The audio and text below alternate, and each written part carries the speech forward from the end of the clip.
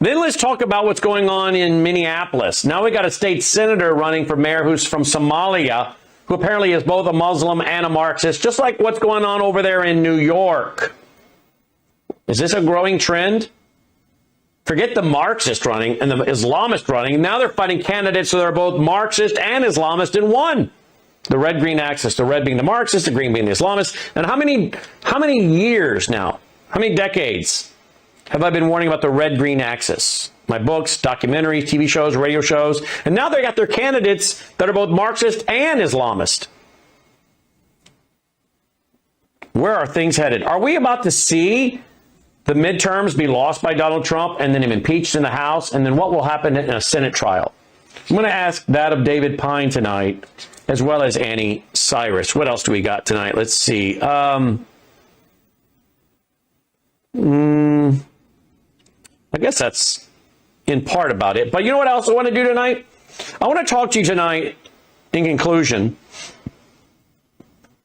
about the moral will of God, the moral will, what God wills, what he wants, what he desires based on his character and nature, the moral will of God versus the providential will of God. Meaning, now that we live in a sinful, fallen world, there's what God wants us to do, but then there's what man, because man has a free will, does. How are we to understand the moral will of God and the providential will of God? Here's another question. How are we to understand the free will of man, and the providential will of God? In other words, does God use the sinful choices of man to accomplish his purpose? The answer is yes. Romans tells us that, doesn't it? For we know that all things work together for good to those who are called according to his purpose. To all those who love him and are called according to his purpose. All things end up working out for good for us, believers. Does that mean bad things can happen in our life that God allows? Yep. God allows it. He's not the author of evil and confusion. No one can say, I am tempted of God. Isn't that in the book of James? There's no darkness in him. There's only light in him. There's no darkness in God. But does God at some point, at some time, step back and allow evil things to happen, bad things to happen? Because man just persists. Pharaoh hardened his heart. Pharaoh hardened his heart. In the book of Exodus, right? How many times does it say that? Pharaoh hardened his heart. Pharaoh hardened his heart. And then God hardened his heart. What do you mean? God stepped back and let Pharaoh do exactly what he wanted. Don't we see that in Romans 1? They suppress the truth in unrighteousness. Knowing the righteous judgments of God, they suppress it in unrighteousness. And finally, God gives them over. God gives them over. God gives them over. In other words, he finally allows what's in their heart to actually be done. Prior to that, he's been restraining them. But then he finally steps back and says, all right, he lets them do what's in their heart. He's not the author of what's in their heart. He's not the author of sin. God's moral will and God's providential will, how they work together. God's providential will and the free will of man. What I call the doctrine of confluence, or the doctrine of concurrence. How two streams come together as one, like two rivers flowing together as one. You see, when you understand this, you'll sleep better at night. Because you'll understand why God allows these things and why they're happening. And you'll understand God's sovereignty, total rule, total power. These are very important things if you want to sleep well at night. And it's very important things if you want to understand why things are they are and how these things will come about to fulfill ultimately God's plan and purpose without changing the character and nature of God. There's no shadow of darkness in him at all. Most Christians, much less most Americans, have no understanding of the moral will of God, the providential will of God, the free will of man, and the providential will of God, how they all work together. These are very important truths, and I want to talk about that with you tonight. All of that tonight. And I hope you'll tweet, text, email, Facebook, Getter, Truth Social, get your friends to be here, all right? Now, before we do, remember, we're brought to you by you. We need you to go right away to Worldview. Let's go over there, worldviewtube.com/sponsors. Check out all these awesome sponsors. Squish for Life, that's glutathione. Powerful all-natural molecule that starts to decrease in your body around the age of 20. You need to get glutathione in your system, folks, to detox your cells. Unless, of course, you like to have toxins in your body. Of course you don't. So you swish for about 3 minutes with that Swish for Life glutathione, and you can swallow or spit it out. Then we got Worldview Talk. I have a satellite phone. I have a solar generator. I have the bulletproof backpack. They have great products over there. WorldviewTalk.com. Of course, our foundation. We need your support now more than ever. Worldview Healthcare. Get your emergency medical kit. Make your home your own emergency care. You get sick, the flu, pneumonia, you don't have to run to urgent care. Just go to the closet like I did, like Melissa did last fall when I had pneumonia with a 103 temperature. I didn't go to urgent care. I didn't feel good enough to go anywhere. But we didn't have to go anywhere. She went down the hall, got the Wellness Company kit, opened it up, got me on amoxicillin. Have your own emergency medical kit. Gatatana, I take it every day. Half a scoop goes to Dolly's food every day. Feed your cell, the mitochondria of your cell, to boost your immune system so your own immune system can fight off disease. Worldview Water. Don't drink toxic water with fluoride and chlorine and all kinds of chemicals in them. Talk about toxins. Drink good water, eat good food, get good sleep, get good exercise, take good supplements like Gatatana, like Numi, the Swish, like Bella Grace. Get your good water with your water purifier. Not only do I drink the water, I shower in the good water. Of course, Bella Grace. 3 powerful ingredients. But they not only have the elixir that I take every day, but they have the weight management.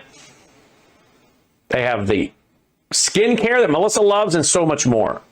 Okay? Worldview Gold.com to put gold into your IRA, to take physical possession of gold, including numismatic, which is 1933 and older, which you can have by privacy. And then the Worldview Vault.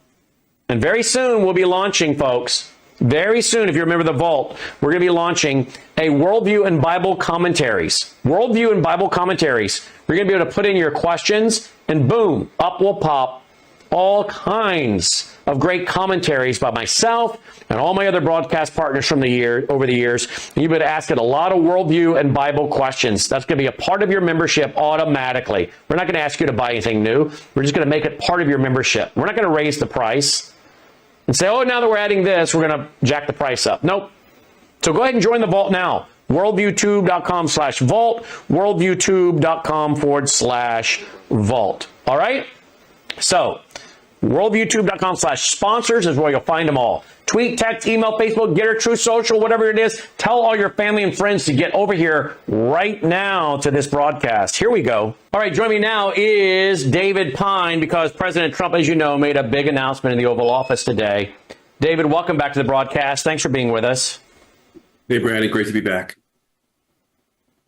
All right, let's go to this comment by Trump in the Oval Office today. Here we go.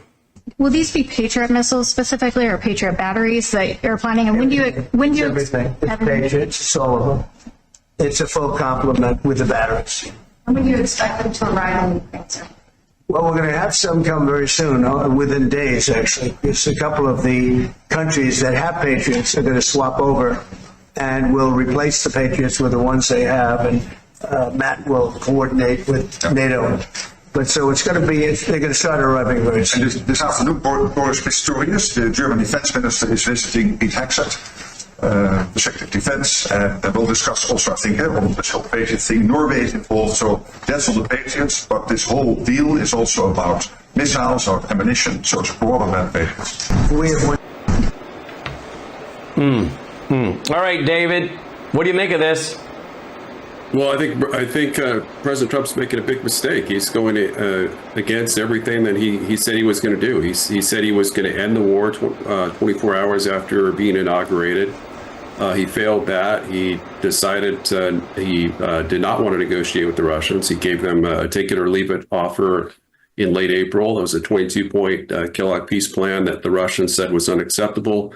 And instead of negotiating, as I predicted he would, he decided to just bail on the whole peace process and said that Russia and Ukraine would have to figure it out on their own. But now, of course, he's starting to go full Biden.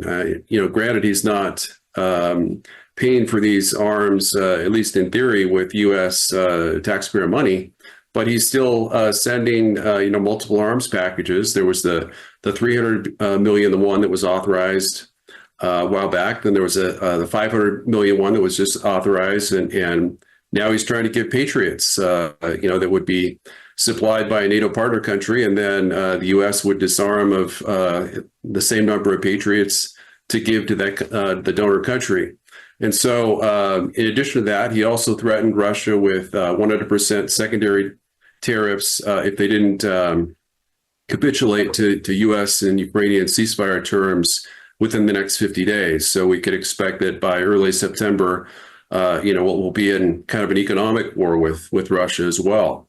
So this is exactly what we wouldn't want to see after the Epstein files screw up on the part of the Trump administration, where they said they had the files, they were going to release them, and now they say the files, the Epstein list never existed. So, David, now we have Lindsey Graham out there talking. I want to play what Lindsey Graham had to say. Here we go. Watch this, folks. Well, just stay tuned for tomorrow's announcement. The idea of America selling weapons to help Ukraine is very much in play. We've given Ukraine a lot. We've given them money. We've given them military aid. We now have a minerals agreement with Ukraine that's worth trillions of dollars. So I don't want to get ahead of the president, but stay tuned about seized assets. The Europeans want to limit the interest on the assets to go to Ukraine. Secretary Bessent wants to go further. Stay tuned about a plan to go after the seized assets more aggressively. Stay tuned for a plan where America will begin to sell to our European allies tremendous amount of weapons that can benefit Ukraine. Putin has calculated that we would get tired and Europe would get weary. He made a huge mistake. NATO is bigger and stronger, and we're more committed to ever to make sure he does not take Ukraine by force. So Congress is on the verge of passing the most consequential sanction package in the history of the country. It will give President Trump tools he doesn't have today, a literal sledgehammer. And the big offender here is China, India, and Brazil. India buys oil from Russia cheap and resells it. That's despicable. I've talked to President Trump. He said last week it's time to move. He's tried to entice Putin to the table, but my goal is to end this war, and the only way you're going to end this war is to get people who prop up Putin, make them choose between the American economy and helping Putin, and you can only have one negotiator, and that's going to be President Trump with maximum flexibility to end this war. China, India, and Brazil, you're about to get hurt big time if you keep helping Putin. All right, so there we go. You're going to get hurt big time if you keep helping Putin. Are we about to, I don't know, I'm just asking a question, but because President Trump said Putin was in for a big surprise, is this the big surprise? Or are we about to seize a bunch of Russian assets to pay for these weapons? Because President Trump said, well, we're not paying for them. We're going to give them because we have such great technology, but we're not paying for these weapons. Is Ukraine going to pay for them? Because we've been giving money and weapons to Ukraine. So all of a sudden, is NATO going to cough it up and pay for it? Which indirectly doesn't mean we're paying for it since we're the biggest funder of NATO. Or are they about to seize Russian assets to pay for these weapons? Is that the big surprise? What is all this about?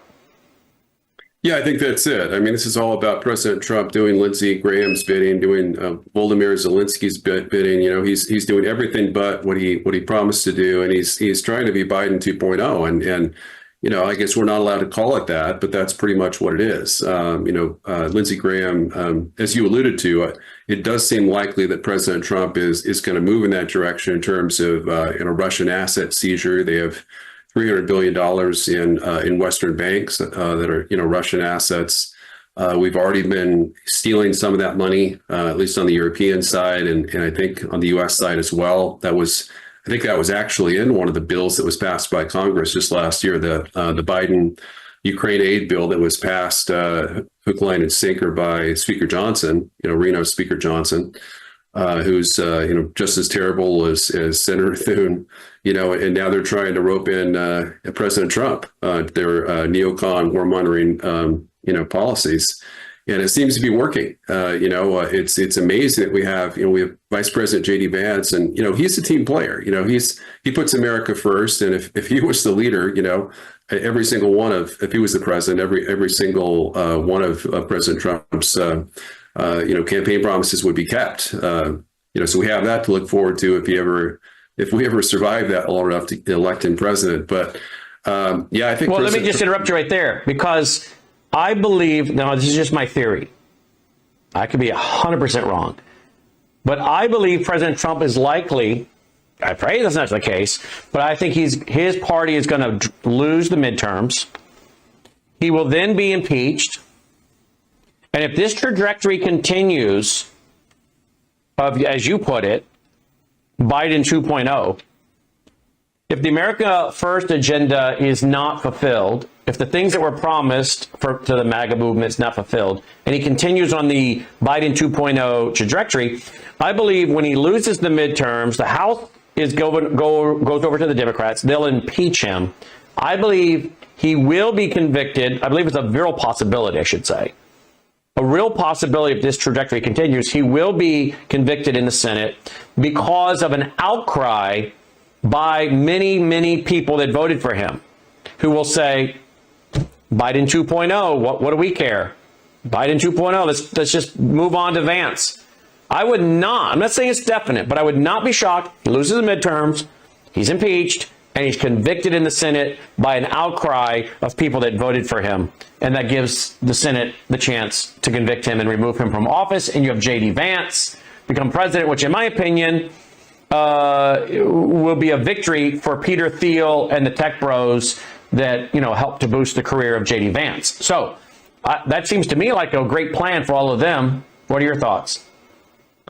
Well, I agree overall with what you just stated in that President Trump is exposing himself to being considered a failed president. He's going to get impeached again. I mean, we lose the House, he's going to get impeached. They'll find something to impeach him on. Democrats, they think in a hive mind. They're far left extremists. It doesn't matter that he may or may not have committed any impeachable offenses. They'll find some, and he'll be impeached. In terms of removal, I think that's a very high bar, for him to get.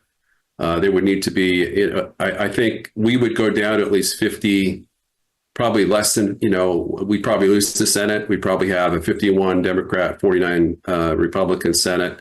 And then there'd have to be, a bunch of Republicans, I guess 16 Republicans that would ally with the Democrats and voters of bloc to convict him. And I think that's extremely unlikely. So I think the most likely outcome is that, President Trump gets us in or near World War III in the next several months to, the next few years.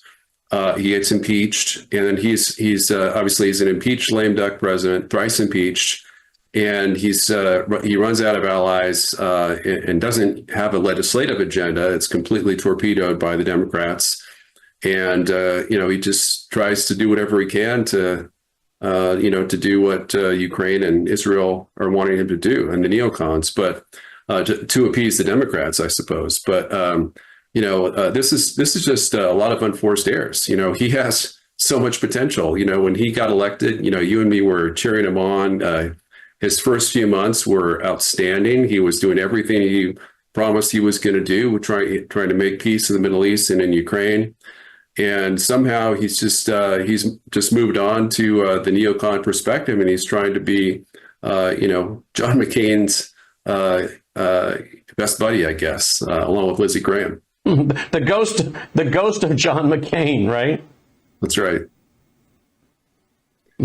So, how likely are we to get in World War III now? I mean, tonight in the Worldview Report, I reported on how much munitions North Korea is cranking out for Russia, and how many troops they have sent in for Russia.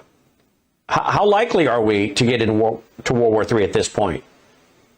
Well, I think it really depends on, in terms of Russia, I think it really depends on if the reports I'm hearing are accurate. There are rumors that this is just phase one of the Trump plan to tighten the screws on Russia, and that the next phase, probably after the 50 days are expired, are going to include offensive weapon systems, JDAMs, and also Tomahawk missiles, perhaps even that have thousands of kilometer ranges that can hit, all over European Russia and perhaps even beyond. I mean, it's just madness, the things that I'm hearing, and I'm hoping they're not true. Obviously, what Trump rolled out today is less than what Lindsey Graham said he hoped would happen. But Lindsey Graham is one of Trump's top allies in the Senate, and he likely has a pretty good understanding of, as a golfing buddy, of what President Trump is actually thinking and the direction that Trump is moving. And it's not a good one for the American people. We need to remember that this war in Ukraine would have ended if the U.S. hadn't sent a single missile, a single weapon to Ukraine. They would have been forced to accept the Istanbul Agreement, and all Russian troops would have been withdrawn from Ukraine over 3 years ago from pre-war Ukrainian territory. But if you're going to pick an economic war with Russia, seize their bank accounts in the West, we got BRICS. They got BRICS. Brazil, Russia, India, China, South Africa, all the other nations that have joined. And they're going to do their best to continue to have the de-dollarization. Is this really a smart economic move to pick an economic war? I mean, we're already at economic war, but to kick it up even more? Because we're in a big spot here. We're in a tight spot here. We owe a lot of money to China. Of course, we owe a lot of money to the feds. We're not in a good position for an economic war, David. Well, perhaps I misstated myself. We're already in economic war with Russia. Under Biden, we've got, 25,000 sanctions, 28,000 sanctions, something like that, against Russia. And, our trade with them is extremely minimal. It's limited to Russian uranium, which is in the hundreds of millions range, whereas our trade with China is likely in the trillions. And so, what we're really talking about here is bone-crushing, sanctions on the U.S. economy, because what it's going to be is economic war with India, with China, rather, Brazil. China and India are huge trading partners. China, of course, as we've discussed on your program, provides 90% of life-saving pharmaceuticals that our old, senior citizens need, and other folks that require them, and so many other things. Rare earth materials. I think about 70% of critical rare earths and other materials that used in advanced weapon system, U.S. weapon systems, are provided by China. So if all those, if we take this to the logical conclusion, Trump enacts 500% tariffs on all Chinese goods, then prices are going to balloon. Inflation is going to go through the roof. There's going to be an economic recession, and Trump's going to get the blame, and the Democrats are going to have a massive landslide victory in the 2026 midterm elections, and Trump will have no one to blame but himself. Big concern. Well said. Now I'll come back when I ask David. Isn't there old saying, economic wars lead to kinetic wars? We'll be right back. Hello, I'm Brandon House. I want to thank you for all your support at wvwfoundation.com that helps make possible pushing out 24/7 content for free. Without your support, we'd have to put it all behind a paywall. But thanks to you and your support through our foundation, we're able to push it out for free as a broadcast service and broadcast ministry of WVW Foundation. Please consider going there and setting up an automatic monthly contribution, or go there and make an occasional contribution. If you prefer to support us through the mail, you'll find our mailing address there at wvwfoundation.com. You can also call and make your contribution over the phone by calling 901-825-0652. That's 901-825-0652. Again, all these details are available at wvwfoundation.com. Thank you for your support as we try to help people around the world understand the times through the lens of a Christian worldview. You woke up with a sore throat and a low-grade fever. You know you are getting sick, so here's your choices. You can get sicker and miss work, try to see a doctor this week, or sit hours in a crowded waiting room at urgent care. I have a smarter option for you. Open your medical emergency kit. Match your symptoms to doctor-recommended prescription in your booklet and take the right meds now and get well faster. This is not a first aid kit. It's like having an urgent care in your home. It includes doctor-prescribed medications to treat over 39 medical issues like respiratory infections, strep throat, pneumonia, UTIs, and more. No waiting to see the doctor and no standing in line at the pharmacy. It's right here. Every home should have at least one medical emergency kit, and here's how to order. Go to worldviewhealthcare.com. Your kit to treat dozens of common and serious illnesses is rushed to your door. worldviewhealthcare.com. That's worldviewhealthcare.com. The emergency kit available at worldviewhealthcare.com. Make sure you don't have to go to urgent care. I got pneumonia. I didn't have to go. I took this last year. Stayed at home, went to bed.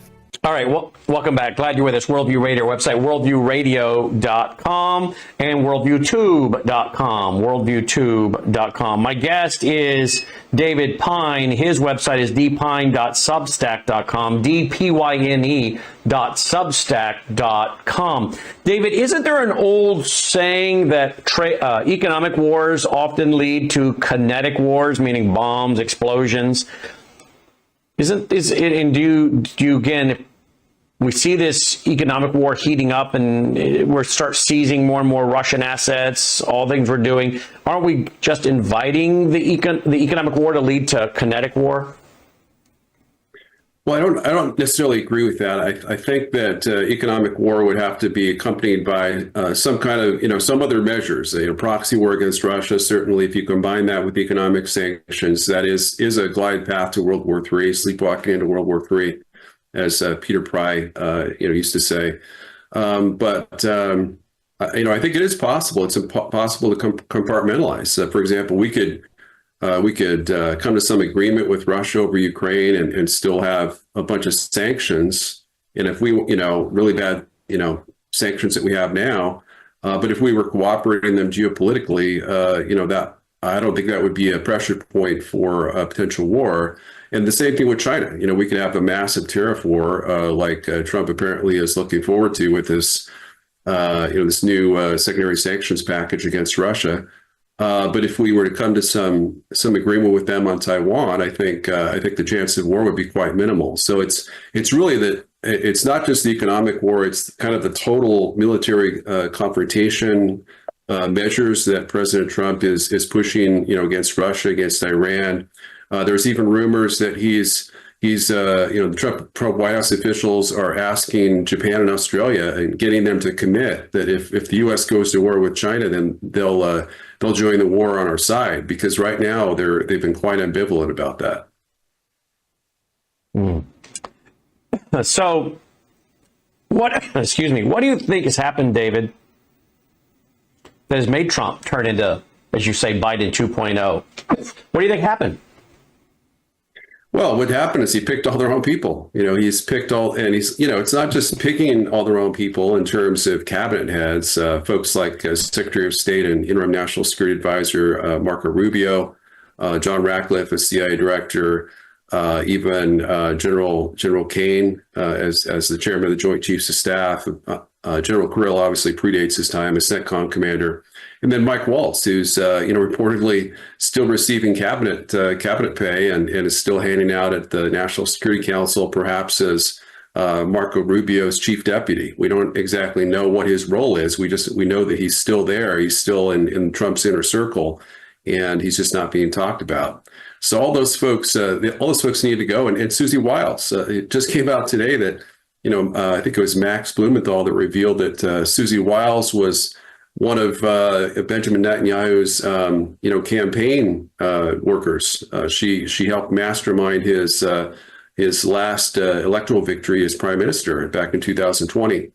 So a lot of folks that are more, as loyal or perhaps even more loyal to Ukraine and Israel and these America First globalist deep state objectives that have been so inimical to our U.S. national security are working in his inner circle. And at the same time, he's marginalizing, some of our best America First conservatives like Tulsi Gabbard as Director of National Intelligence.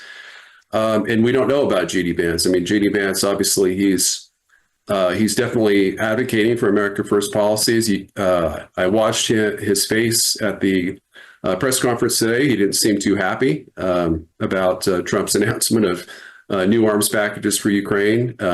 Pete Hegseth wasn't very happy when President Trump announced similar measures.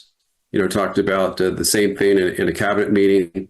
So we know who the good guys are. Hegseth, Gabbard, Vance, and some others. Witkoff. Steve Witkoff is amazing. It's unfortunate he didn't accept Trump's offer to make him national security advisor. But Trump just needs to roll some heads and declare Liberation Day from Israel and Ukraine. And we can still have security agreements with them, but we can't allow them to manipulate the President of the United States in these deep cover intelligence operations. And Cece Wiles, for those who don't know, is the White House chief of staff. And you're saying that she had worked with Benjamin Netanyahu on one of his last campaigns, right? That's correct. Yeah, she worked for him in 2020. Yeah. Well, again, I'm a Zionist, but I gave a whole presentation last week that my commitment to the Jewish people is not political, it's not economical, it's not governmental, it's spiritual. I understand their biblical and historical right to the land, and I understand from my perspective when it comes to the Bible and Bible prophecy what God's going to do with the Jewish people. Many of them are still in disbelief today. They're in unbelief. And so, again, I can be an American, and I am an American, and I am patriotic, and I can yet support Israel, but I can do so as supporting the Jewish people. I don't have to support everything the Israeli government does, and I'm certainly not tied to them economically. Israel doesn't pay me any money, despite what some people will say on social media about some of us that are Christian Zionists, that we're all paid. Well, I'd like to see where the checks are, because I'm not getting any, and I'm not asking for any. I mean, they're happy to send them to me if they want to, but you're not going to buy me. I'm not for sale from any government, even my own. But I'm not tied to the Jewish people economically, politically, or governmentally. It's understanding what God's economy is with them, and it's not just the Jews in Israel; it's Jews around the world. But obviously, their right to a nation state. So you're right. We don't need Israel's deep state, and Israel has a deep state. America has a deep state. Great Britain has a deep state. We don't need the deep states of these nations controlling our economy or our presidents or getting us into war. And I don't need to be sacrificing the blood of my kids, my sons, on the battlefield for Ukraine or Israel, right? And that doesn't make me a bad or somehow compromised or weak Zionist. That makes me a clear-minded Zionist, understanding that nowhere in the Bible am I called to be politically, economically, and governmentally aligned with the current nation, state, government of Israel. I'm aligned with the Jewish people when they are aligned with what God wants to do in and through them. And that's a big mistake that a lot of people make, and that's why I spent 30 minutes on that last week. So I agree. I don't want any government controlling what is the trajectory and what's in the best interest of America. And I think there's going to be more and more and more dripping out. I think it's going to be a drip, drip, drip, drip, drip. But I am very afraid that President Trump will go down in history as a failed president. I hope that's not the case, but I'm afraid he is going to go down as a failed president. You said that same thing just now, a while ago. Yeah, I think you're absolutely right. I mean, I agree with everything you just said. We want, we're both conservatives. We're America First conservatives. We want President Trump to succeed. We want him to make good on all his campaign promises. Right. We want him to make America great again. So we're coming at this from the perspective of overall Trump supporters. I still count myself as a Trump supporter. I just differ with him on, Iran and Ukraine war policy. And I think if he were to fix those things, then I'd be 100% happy with him again. But we have to pursue policies that make the American people safer and more secure, and he's not been doing that. The path to security for America is to extricate ourselves from Biden's war in Ukraine, to pressure Israel to end its wars in the Middle East, and then once we do that, we can resume arms shipments to them and make sure that they have every weapon they need to defend themselves without, having them attack all their neighbors, for indefinite periods. And so, I'm a strong supporter of Israel. I don't support Netanyahu. I think he's been a terrible leader for Israel. I think he's putting Israel at much greater risk of Israeli existential attack. Iranian as well. Trump and Netanyahu together have been putting the U.S. at greater risk of Iranian cyber Super EMP attack as well. And we just can't take those kind of risks. Yeah, well, I'm on record a few months before October 7th, I'm on record with 2 rants that I often refer to, 2 rants where I jumped up on a soapbox and started sharing my disgust about Benjamin Netanyahu and what he was doing and had not done and was not doing. And I openly said I don't think he's paying attention to the security of his nation, that he was too busy kissing the ring of America at that time, Biden, and not securing his own nation. And that's on record. I did that in 2 shows before October 7th. And I pretty much let my audience know I was tired of Benjamin Netanyahu. Be it for me, I'm an American. They can do what they want over there. But I'm not a big fan of Benjamin. I'm not. Particularly after I saw him turn his people over as lab rats to Pfizer in that video. So, I don't think Benjamin Netanyahu is doing what's in the best interest of his nation in a lot of ways either. I think you and I are in agreement on that. dpyne.substack.com. dpyne, that's dpyne.substack.com. As always, David, thanks for being with us. Thanks, Brad. Always a pleasure. You too, David. David Pyne checking in.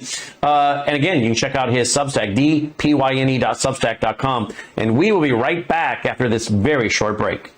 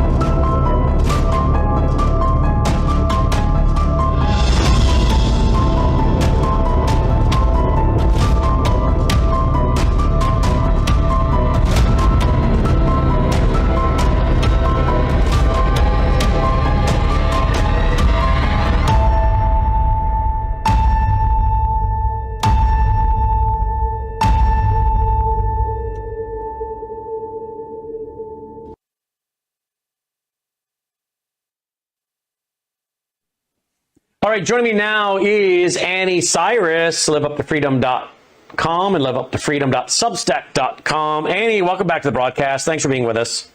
Thanks for having me back, Brandon. Okay, Annie, there's so much to talk about. We're going to talk about a lot of things here in our segment with you, but I want to go first to Charlie Kirk, okay? Apparently, Charlie Kirk has now come out and said he's done talking about Epstein. He's going to trust the people in the administration. Oh, really? Sorry, Charlie. I just made that up, by the way. Sorry, Charlie.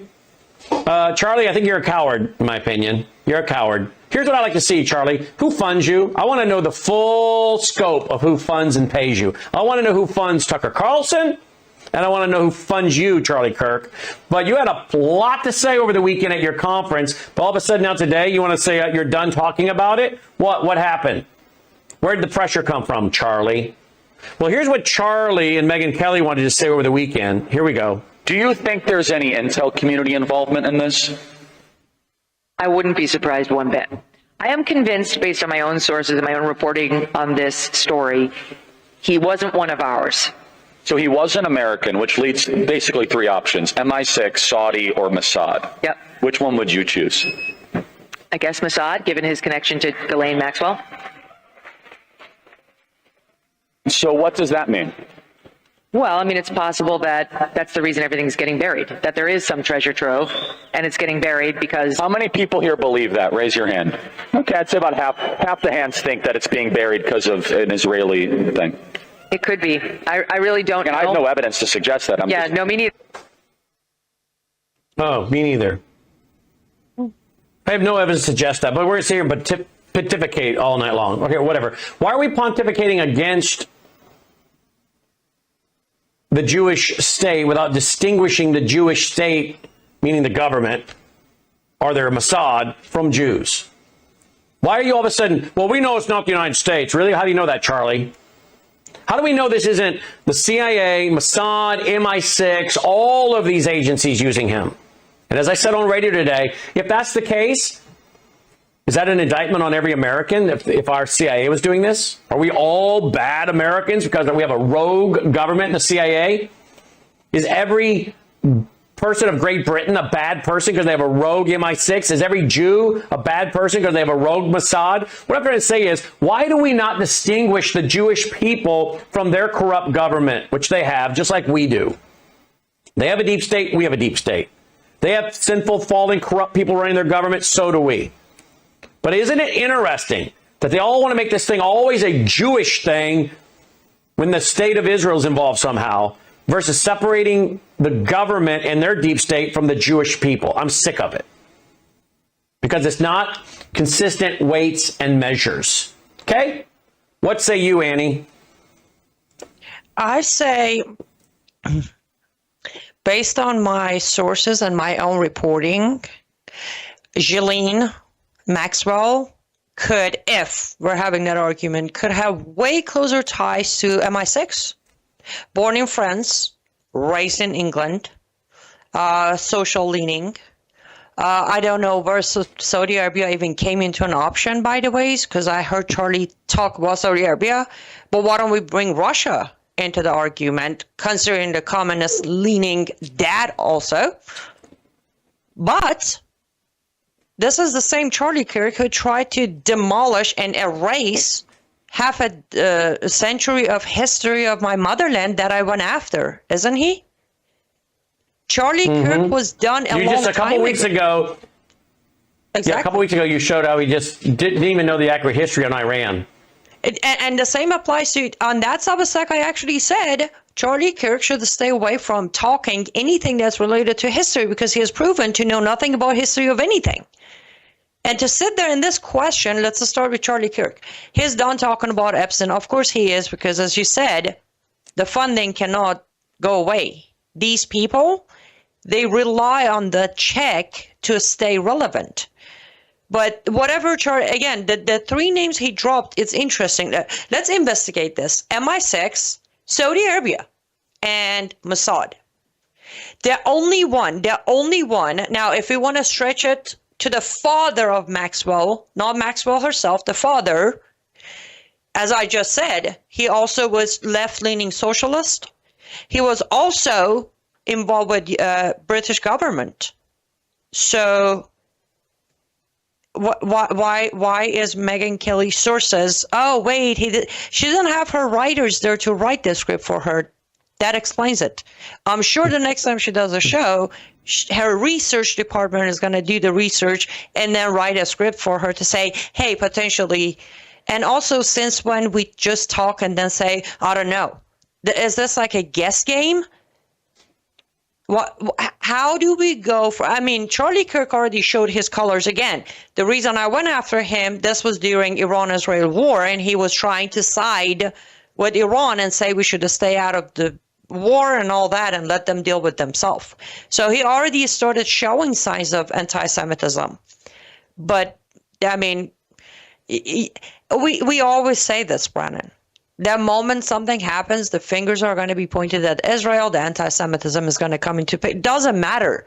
Like, just the fact that Jews are still out there is enough reason for many people, including Megyn Kelly and Charlie Kirk and Tucker Carlson and Steve Bannon's and everybody else, since I'm naming names, Stu Peters, to just blame everything on Jews and Israel and Mossad. And again, as you said, I'll repeat, I would like to know where they came to conclusion that Epstein wasn't even American. Where did that come from? Yeah, particularly when he's bouncing between New York and Florida, he seems to have an awful big footprint in America for him not to be involved in the. But all of a sudden, remarkably, the CIA doesn't get mentioned by Kirk. Huh? Right? And also, here's the question I have: are a lot of these groups? I'm just asking a question. I'm not naming any particular group. I wonder how many of the groups in America are just fronts for the CIA. That's a good question. I wonder how many of Based these on- groups are just fronts for the CIA. The CIA puts them out there. We know going back to the 70s in the Church Committee, the CIA was manipulating the media. How do we know the CIA is not behind propping up a lot of these groups, these so-called conservative groups, or even the religious groups, many of them?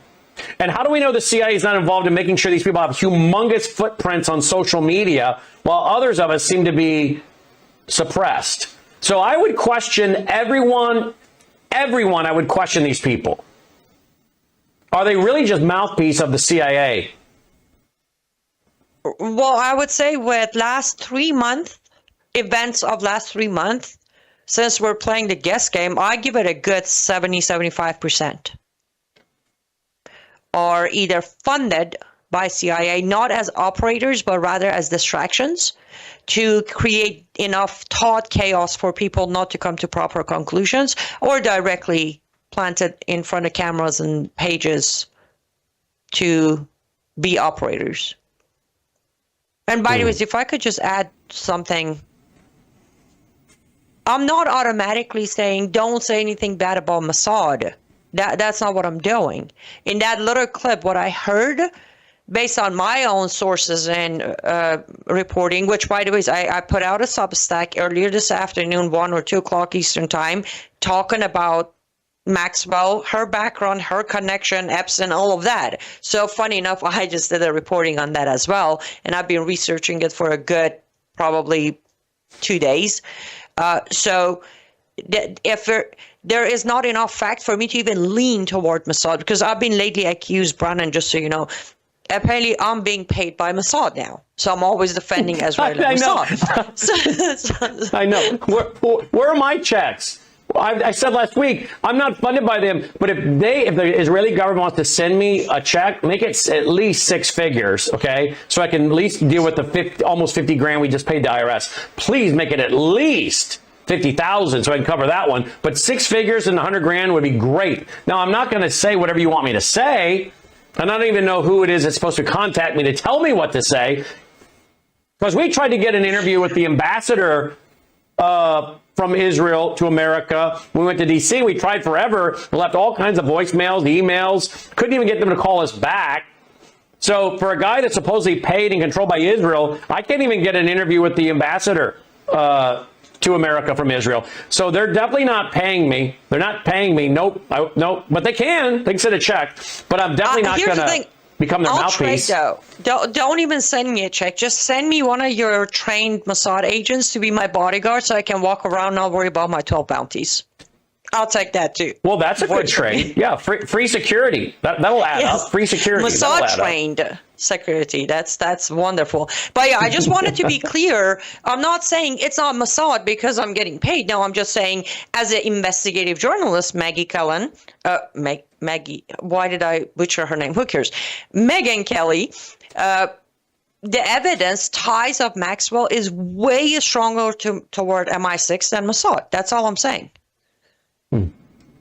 Mm-hmm. Well, I think the evidence is more toward the CIA as well. So why are these guys all of a sudden leaving out the CIA? Here's the question. Has the CIA done... But his argument was, let's pretend he's not American. I'm like, if that is the formula, then MI6. But I'm very much more leaning towards CIA.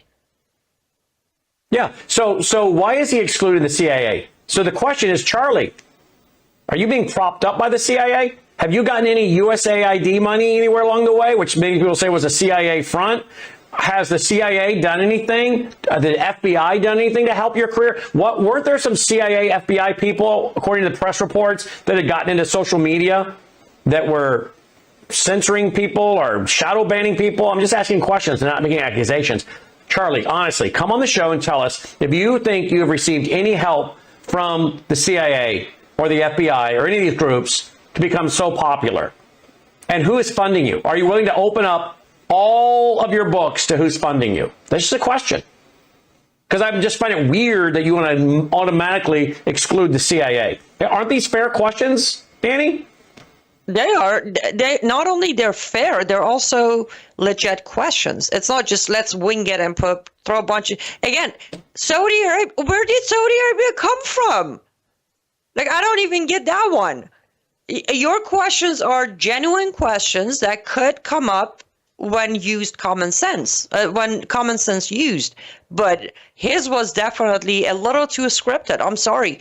The picked names were way too scripted on that sentence. Well, here's the Naftali Bennett.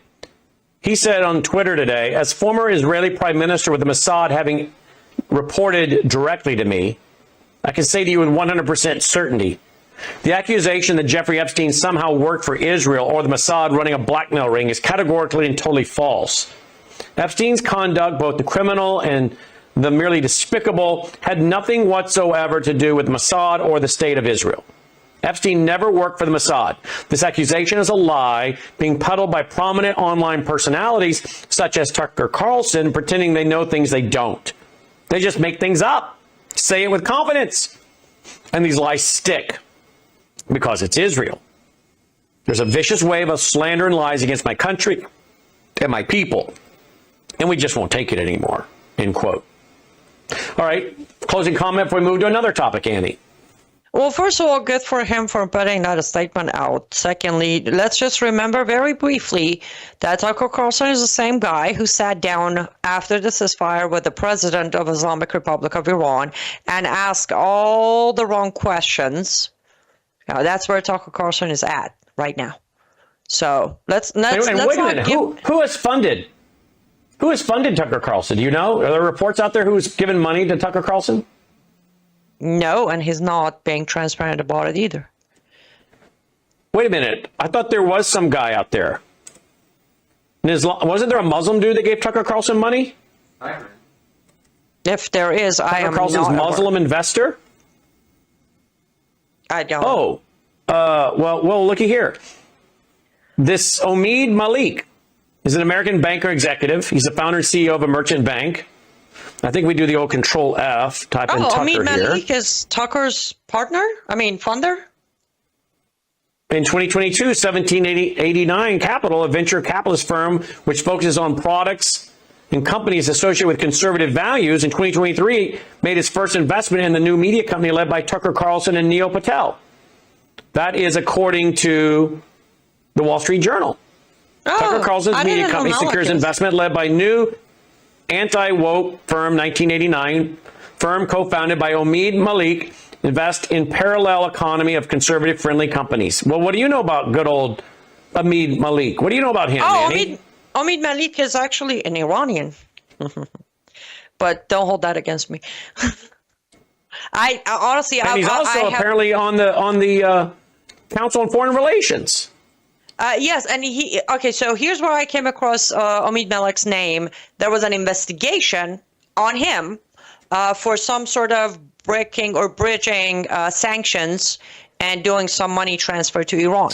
The investigation went over. It was dropped and all that. But that's where I heard of this name. I looked him up. I realized, Iranian guy who does business and finance and is involved with investment, but I had no idea he funded Tucker Carlson. That makes a lot of sense. That interview is starting to make way more sense now. Well, I'm just reading from the Wall Street Journal, folks. That's all I'm doing. Look at this. I actually taught Annie something. I don't get the chance to teach her something very often, do I, Annie? Yes, you do. Every day. I have learned about a good majority of my Christianity from you, Brandon. You know that. Oh, that's scary. That's scary. All right, we're going to be right back with more, including what is going on in Minneapolis. We know what's going on in New York, but what about Minneapolis? Is Minneapolis about to get themselves a Muslim socialist for mayor? Don't go away.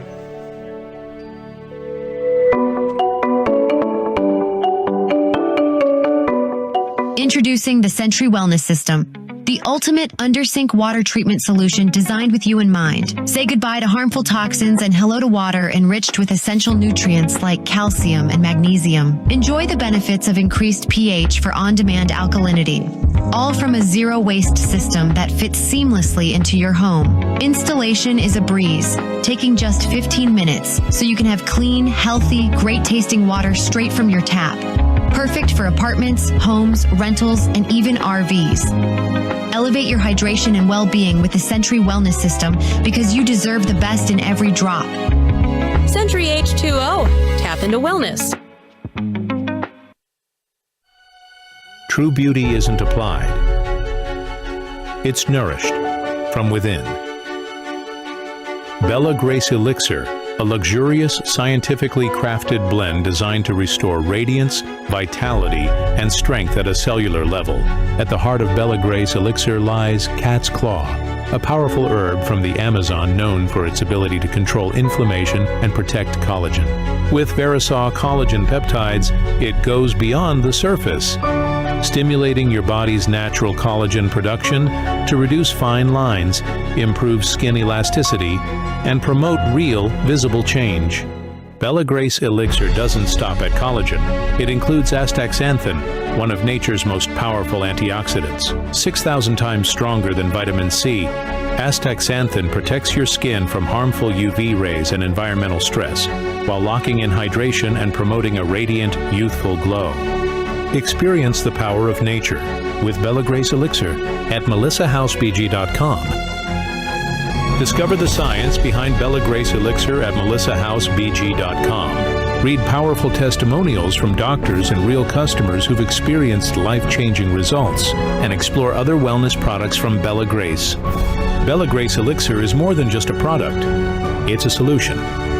Visit melissahousebg.com today.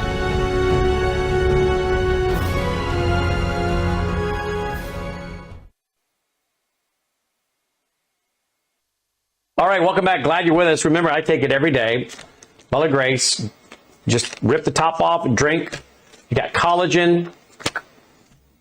Peptides cut short so your body digests it. Cat's claw, that's an anti-inflammatory. And astaxanthin crosses the brain-blood barrier, takes on the free radicals. Very important. And also a great way, I think, to support your health and us at the same time. melissahousebg.com, melissahousebg.com. Hey, don't forget our fall conference is coming up, worldviewstore.com. worldviewstore.com. Only 350 seats available. We've got Hedia, her mom and dad from Iran. She was born here, but she worked in all kinds of government jobs, met with even Muammar Gaddafi. Got a great background, became a Christian, and is just got an amazing testimony, but a lot of insight. You're going to want to hear her in person. Alex Newman, Dr. Andy Woods, Gordon Chang, Sidney Powell, Chris Martinson, our buddy over at Rasmussen, Mark Mitchell. Am I leaving anybody out? Oh, Dr. Lana. Now, there's only 350 seats. Worldviewstore.com, worldviewstore.com. In the suburbs of the Mid-South, Collierville, Tennessee, right here in Collierville. Come join us. Worldviewstore.com, Friday night, October 3rd, Saturday, October 4th. This is the only conference we're doing, folks.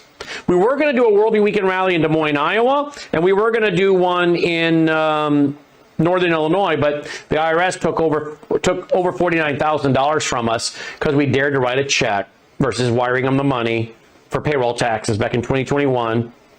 But their system was down for 2 days, so we overnighted a check. They sent us an abatement letter saying, don't worry about it. And then they changed their mind two years later. By the way, my accountant was with 20 CPAs last week.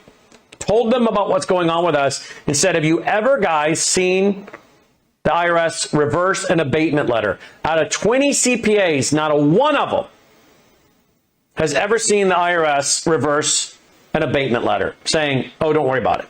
They've done that to us twice. We have 2 abatement letters. Something is going on. Something doesn't add up. So we were going to do those 2 rallies, but not now. We don't have the money in the budgets. We have to be more careful with our money. So if you want to see us or any of our speakers in person, you might want to attend the rally or the Worldview Weekend, 22nd Annual Worldview Weekend this year in Collierville, Tennessee, just outside of Memphis, about 30 minutes outside. All right? Worldviewstore.com. Don't forget about the banquet on Thursday night. Hedia will be a keynote speaker for that. Great banquet. You'll love the food. Amazing restaurant. We love this restaurant. We got a beautiful ballroom. It's going to be a great evening. All right? Okay. Here we go. Annie Cyrus, liveuptofreedom.com. liveuptofreedom.substack.com. She also does great artwork, beautiful chess set, dominoes, all kinds of stuff you'll find at lutfstudio.com. LU stands for Live Up to Freedom. lutfstudio.com. Okay? Here we go. New York Post. Zoran Mamdani said that the NYPD shouldn't respond to domestic violence calls in Resurface podcast interview. Now, I want to know, Annie, is that because as a Muslim, he thinks it's fine to put your wife on the couch and beat her? Isn't that what the Quran says? Technically, there is no domestic violence under Sharia. So he could no say... bans on domestic abuse. It just doesn't exist. There's no ban, or it doesn't exist. If you beat your wife, your sister, your mother, any woman, it's not considered violence at all. It's part of what you do to keep her, that her could be any female figure in your life, to keep her obedient. So there, again, chapter 4, verse 34 says, if you think, remember, she doesn't have to start disobeying you. If you think she's showing signs that is going to turn her into a disobedient woman, warn her, separate your bed, then beat her until she obeys. There's an open end there, by the way. If she doesn't come back to obeying you, you can beat her to death. And that's where, by the way, it comes to, if you beat up your wife, mother, sister, whatever, to death, then you can just claim that I beat her. She didn't obey me. She didn't say, I'm sorry. She didn't come back. And she died until she died. So, yes, in her in his Sharia mind, it doesn't exist. We're wasting energy, time, and money on officers trying to respond to what should not be illegal in the first place. So New York's got a problem with an Islamic socialist, Islamic Marxist, really the red-green axis embodying, I think, one guy. Now Minneapolis. Minneapolis has a Somali guy, I think he's a state senator, who wants to run for mayor of Minneapolis and do the same thing. Listen to this. Everyone keeps asking me, Omar, why aren't you doing more videos? As a state senator with a second full-time job and a kid on the way, I just haven't been able to find the time. I've also been fighting for you, passing things like tuition-free college for working-class families, rideshare protections for our Uber and Lyft drivers, and the legalization of fentanyl testing strips. But this summer, you're going to be seeing a lot more of me, because we deserve nice things in Minneapolis too. To make an affordable Minneapolis that works for everyone, we need a mayor that works as hard as you do. I'm ready to work hard to 1. Build a Minneapolis that working people can afford to call home. 2. Protect our city from a hostile White House. And 3, diversify our city's public safety response. By increasing the minimum wage to $20 by 2028 and passing rent stabilization to stop price gouging and incentivizing new construction, we can protect workers. Protecting all of our communities from Donald Trump means not letting MPD interact with ICE, whether it's for an immigration raid or not. Our residents deserve a mayor that will stand up to Donald Trump and say, no, not in our community. Did you know that the city's own data showed that 47% of calls to MPD can be diverted to non-police response? Cops aren't social workers. Investments in programs like these ensure that the appropriate response arrives when we call 911. And we can actually free up police resources to focus on violent crime that detracts from community safety. Oh, I'm sorry. It's my campaign managers again. They've been on my case all week about make more videos. I'll find the time tomorrow. So basically, a freeze on rents. In other words, good luck being an entrepreneur in Minneapolis if he wins and trying to run your rental business. He's going to put you right out of business. Is there a trend here of Islamic Marxists running for office in America? Is this a trend? And why isn't the Trump administration busy concentrating on it? Why is President Trump busy tweeting about taking away the citizenship of, what's her face? Rosie O'Donnell. I mean, why should we be worrying about this kind of stuff? I mean, I'm afraid the president is very distracted. Very distracted. Not to mention we got to talk about Al-Qaeda running around the country. I'll tell you something, when we get hit, God forbid, by a big terrorist attack, his critics are going to show the tweets of him tweeting about Rosie O'Donnell when he should have been worrying about Al-Qaeda. But let's take first things first. I mean, is this a trend of the Islamic Marxist, the embodiment of the red-green axis, and the candidate that's both an Islamist and a Marxist? Is this a growing trend in America? I'm afraid America is going down. This is definitely a trend, and it did not become trend by Mamdani. This is what I have personally, on every chance I have got, in last 10 years, I have said that this is being planned, they are being trained, they are being groomed, they are being put in place. So it wasn't that Mamdani decided to do it and then when it's like, hey, Omar, why don't you come and do it too? This is all pre-planned. It's now starting to come to action. I agree with what you said, but my biggest concern with Omar is not the rental properties in Minneapolis. It's the ties to Ilhan Omar. You know, big fan of Ilhan Omar. He has never disagreed with Ilhan Omar. He has always praised Ilhan Omar. I don't know. This is because they're both Somalian, even though he was born in America. His mindset is extremely no America. I represent Somalians above all. That is where my biggest concern is with Omar. And originally, I think it was October or November of last year when he started jokingly talking about it. I was like, oh no, we can't have this guy running. Minnesota has issues as it is, major Islamic issues. But with him now wanting to run for mayor, it's going to be a much bigger issue. Mamdani is equally dangerous. Like his mind is really, I'm not saying Omar is not dangerous, but because Mamdani has this very equally set side of red and green, it's hard to predict which side he's going to embrace more. But with Omar, he's definitely going to embrace his Islamic side when he has the power to do it. We all know he's been anti-ICE, defund the police, he's pro-Palestinian, he's been always pro-Palestinian. You put that combination together, it's pretty dangerous. But yes, unfortunately, they've been grooming and training these supposedly younger kids, younger generation of Muslim, socialist, communist to start running. And they started, they all done their, they passed their test in Senate, Congress, local, state, whatever position. You're going to see more of them popping up before midterm. Now, I am afraid that President Trump is going to lose the midterms, be impeached in the House. I'm not convinced. Tell me if you agree or disagree, because David Pyne doesn't agree with this part.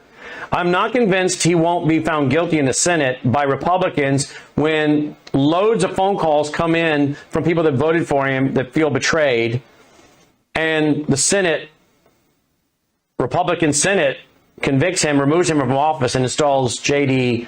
Vance, who I think is kind of a Peter Thiel guy.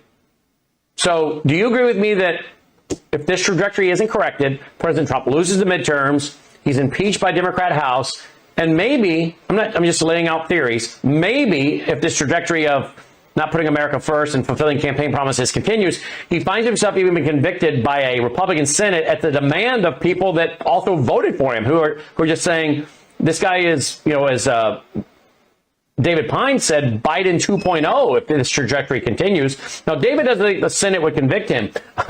I'm not convinced there aren't enough Republicans in there that wouldn't side with the Democrats to push it over. I hope not, but I think there could be. What say you? Well, this is the first time I'm saying this on air, but on private conversations, I've told you this probably about 3 months ago was the first time I mentioned it. I strongly believe by January 2026, J.D. Vance is the president and Trump has been impeached. And by I said January this 3 months ago. 2026, you think that? Yes. Yeah, you did. You told me this 3 months ago. So I said all of this before the Epstein case blew up and before the ceasefire with Iran, before the B-2s dropped. I said it back then. Now, as I sit here, I'm even more convinced that yes, he will be impeached. And I don't think the Republicans in Senate are going to side with the left necessarily. I think at this point, a lot of Republicans, the good guys and the bad guys, are genuinely concerned with his wrong mindset. They are coming to realize that he is starting to be out of control from all sides. That's why I think they will vote for his impeachment. One disagreement with that happens. Yeah. One disagreement with a statement of David Pyne is I don't think Trump is Biden 2.0. I think Trump is becoming Obama 2.0. Why do you say that? So not defending Biden, but for a Biden 2.0, you need to do a lot of your mistakes because you don't have the comprehension of reality. Trump has a full comprehension. He is sharper than Obama when it comes to making the decisions he's making. Secondly, even though Biden did a lot of, the disaster withdrawal from Afghanistan, he didn't hand Afghanistan back to Taliban. Remember, that was a deal Trump made, not Biden. Now, Trump said Biden did the execution of the deal wrongly, but the point is the deal with Taliban was made under Trump administration, not Biden administration. Trump's current administration and his actions towards Islamists is absolute match to Hussein Obama's actions. From funding, lifting sanctions, shaking hands of jihadists, giving keys to jihadists, it's all Obama. Biden did none of those. So if he is convicted in the Senate and he's removed from office, what does Donald Trump do? In your opinion, what do you think he goes on to do? I think he's going to wrap up, pack up, and take his private jet and anyone from his family who's joining him and go to his new kingdom known as Qatar, or as you call it, Qatar in Middle East, and enjoy his kingdom. Now, what makes you say that? Okay, number one, the recent personal investment in Qatar by President Trump has been very surprising, even for me. This wasn't an investment of just business. He didn't go buy a hotel or two or a golf course to turn it into a casino. The investment it's a retirement plan. Secondly, as he said himself, and many of his supporters after he came back from Qatar, was they treat him like king. If President Trump is impeached and has not been successfully to reban and reunite his MAGA, as he put in his recent truth of, my boys insane with my gals to stop fighting each other, the bad guys are trying to break us apart. If he can't get that back together, he doesn't have anything left in the U.S. I know I'm about to offend some people, and again, my God-given rights on First Amendment. His ego won't let him stick around and be a forgotten, impeached president. He's gonna go to Middle East, Qatar, and be treated as a king, and he will be treated as a king. Here's an article, April 29, 2025, Reuters. Trump's first real estate project in Qatar to be announced by Qatari Dar Global. And here's another one by The Economist. Trump company strikes Qatari golf resort deal and sign it's not holding back from foreign business. There you go. All right, what else is on your radar before I let you go? Okay, so I want to just expand on everything I just said, especially when I'm on your show. I know you give open mic to me, but I want to make something clear. This isn't about me targeting Trump. This isn't about me targeting Trump administration. The hard truth today, as I speak to you and your audience, is United States of America is at the finish line. The DOJ on both ends, DOJ. Well, there's no client list. Epstein was a myth. Wrap that up. DOJ also decided to stop all investigations on Epic City. All investigation, when we had Ken Paxton on camera and Abbott on camera saying, we already have the receipt that they are building with no permit. We already have the receipt that they've been doing funeral home and burying their dead without a permit. There was already grounds for investigation, and the funding that is private. DOJ just stopped investigating Epic City DOJ just decided Epstein case was a myth. It was all apparently made up based on President Trump's statement by Obama and Hillary Clinton. Point being, we're at a point that right or left makes no difference anymore. My fellow Americans, you need to pick on everybody. At this point, you have got to trust no one. Question every agenda, question every movement. Remember the history of this country. It just at least last 30 years. Look what's happening to New York. For everybody who kept saying, never forget, apparently forgetting was easy. So I'm not picking on an individual or a side of the aisle. I am trying to do my job as an American, as an investigative journalist, to show everybody that nothing has changed and things has gotten worse. We have the highest number of enabling Islamist jihadists, active jihadists, in last 7 months under Trump administration. So don't take your eyes off of one case to pay attention to another. I know it's a lot, but right now, keep your eyes on DOJ. I know he's defending Pam Bondi. He just said Pam Bundy's doing something amazing with election fraud, all of that, but I don't believe any of it. DOJ can literally sell every single one of us out right now by dismissing cases and dropping investigation and letting both sides, red and green, keep on destroying America. I'm afraid that soon we're going to have to pick which side we're going to belong to, the green or the red. Well, I'm not going to belong to either side, the Marxists or the Islamists. You know where I stand. But we will be the minority. Well, you stand with me. You're not joining. We'll be the minority, absolutely. Annie, this network, our numbers are growing. They really are.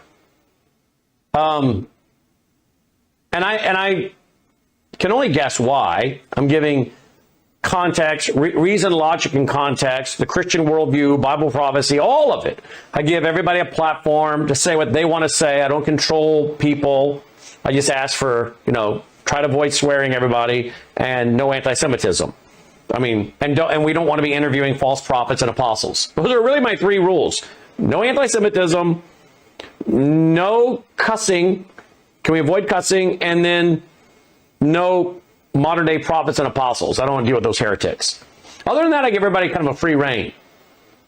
Why do you think our network is growing, Annie? I'll say the same reasons you just said. There aren't that many networks that don't control the narrative. Actually, I'm going to have to be very honest here. Except Worldview Tube, there is no other English-speaking American network that does not have a controlled narrative. I think that's the biggest reason that your audience is growing, because people are coming to realize that, okay, enough of echo chamber and narrative. I need to know the facts, and then I need to be allowed to make my own decision, to come to my own conclusion. And your network, from your programming to the rest of the programs, it allows that. We bring facts to people. We show the receipt. We don't, as that tweet by Israeli former prime minister said, we don't just make something up and say it with enough confidence to make it the truth. We show the receipt. We show the videos, the translation, everything. And I think also the fact that you have kept the biblical worldview on your network. We're lacking that, Brannon. There is no one who can allow politics to be spoke of while still following God's path. I think that's the main reason that your audience is still here. Well, thank you for that, because again, I'm more committed to the spiritual than I am the political. And you know what? When you're committed to the Bible, it makes it a lot easier when your convictions are based on the Bible, not some party, to make it through the day, because, man, you could get so discouraged if your whole essence was politics, right? LiveUpToFreedom.com, LiveUpToFreedom.substack.com, and don't forget about our art studio. LUTF Studio stands for Live Up to Freedom. LUTFstudio.com. Annie Cyrus, thanks for being with us. Folks, we'll be right back. Nature has a rhythm, a quiet strength, a way of restoring, protecting, and renewing us. Wellness isn't just about how you feel today. It's the quiet choices you make for tomorrow. At myvitamin.com/worldview, we've made daily self-care simple. Quality vitamins, daily supplements, and targeted nutrition. myvitamin.com/worldview makes it easy. Pure ingredients thoughtfully combined, tailored for your body. Formulated by a doctor who has over 25 years of medical practice experience and is a certified functional medicine provider. Visit myvitamin.com/worldview today and take the next step towards strength, balance, and resilience. Discover the wide range of med packs made for you and your loved ones. What you nurture today becomes the strength you walk in tomorrow.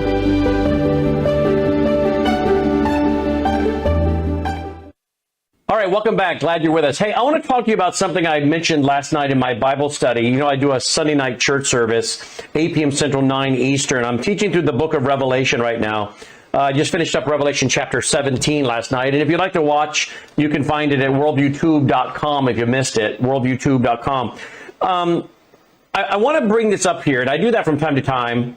I bring to my radio show, my TV show, things I discuss on Sunday night, because I think a lot of things we talk about obviously are important, or I wouldn't waste my time or yours with it. And I'm not wasting my time or yours with it, so they're important things. But there are some things that sometimes I talk about that I think are so vital to where we're at right now in America and the world that I got to make sure everybody hears it, as many people as I can. And I know not all of you maybe watch my Sunday night broadcast as I'm teaching through the book of Revelation. However, last night I taught something that I think, again, I want as many people as possible to hear, because I think it'll help you understand what's happening in our world. You know, one of the common questions that people have is, why does God allow so much evil in the world? Why does God allow so much evil in the world? Well, this, folks, was not God's original plan. Remember, he put man in a perfect garden, in a sinless environment. This is before the fall. Adam and Eve, Genesis 3, original sin. That was the plan. Heaven on earth, if you will. And then man fell. But God in his graciousness provided a way for there to be a payment for that sin debt. The Lamb, the perfect sacrifice of Christ. Right? For those who place their faith and trust in him in his death, burial, and resurrection. But yes, we live in a sinful, fallen world where there's a lot of evil. But did you know that God uses the sinful choices of man to accomplish his purpose? Doesn't mean God agrees with it. Doesn't mean God causes it to happen, because the Bible says that's not the case. He is not the author of evil. He doesn't tempt anyone. What I'm really talking about here, folks, is the moral will of God. The moral will of God, that which is consistent with his moral character, his holiness, his righteousness, the moral will of God versus the providential will of God, what God providentially allows to happen or does not allow to happen. There's a lot that goes on in the world, right, that we see happening, and God is providentially using it for his ends. I'll explain. But there's a lot that doesn't happen in the world. God providentially did not allow certain things to come to pass. But the Bible says there is coming a time on this planet when the restrainer will stop restraining, meaning the Holy Spirit will stop restraining evil, and that's what is called the tribulation period. 7 years. Doesn't mean God isn't still providentially moving and working. But the restrainer has stopped restraining, and there's just a flood of evil. So maybe we should be thankful for all the evil right now that God's restraining.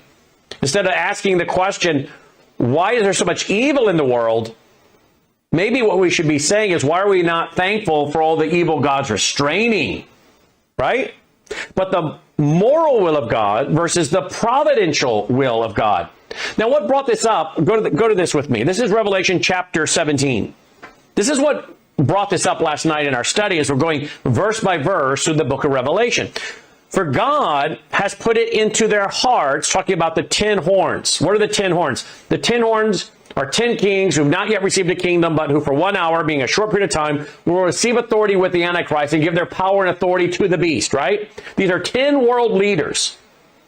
John the Revelator is being told that there's coming 10 world leaders that will assist Antichrist. And I think the world's going to be divided into 10 regions. I think it's very likely a European Union, a South American Union, a North American Union, etc., etc. 10 regions of the world, just as the Club of Rome has divided the world into 10 regions, as the United Nations has talked about dividing the world into 10 regions, as the European Commission has talked about dividing the world into 10 regions. I think these are 10 unions led by 10 leaders, 10 kings, as John calls them, who give their power and authority to the Antichrist. Now look what it says. For God has put it into their hearts to fulfill his purpose, to be of one mind, and to give their kingdom to the beast until the words of God are fulfilled. What's it mean God puts it into their mind? For God has put it in their hearts, I should say.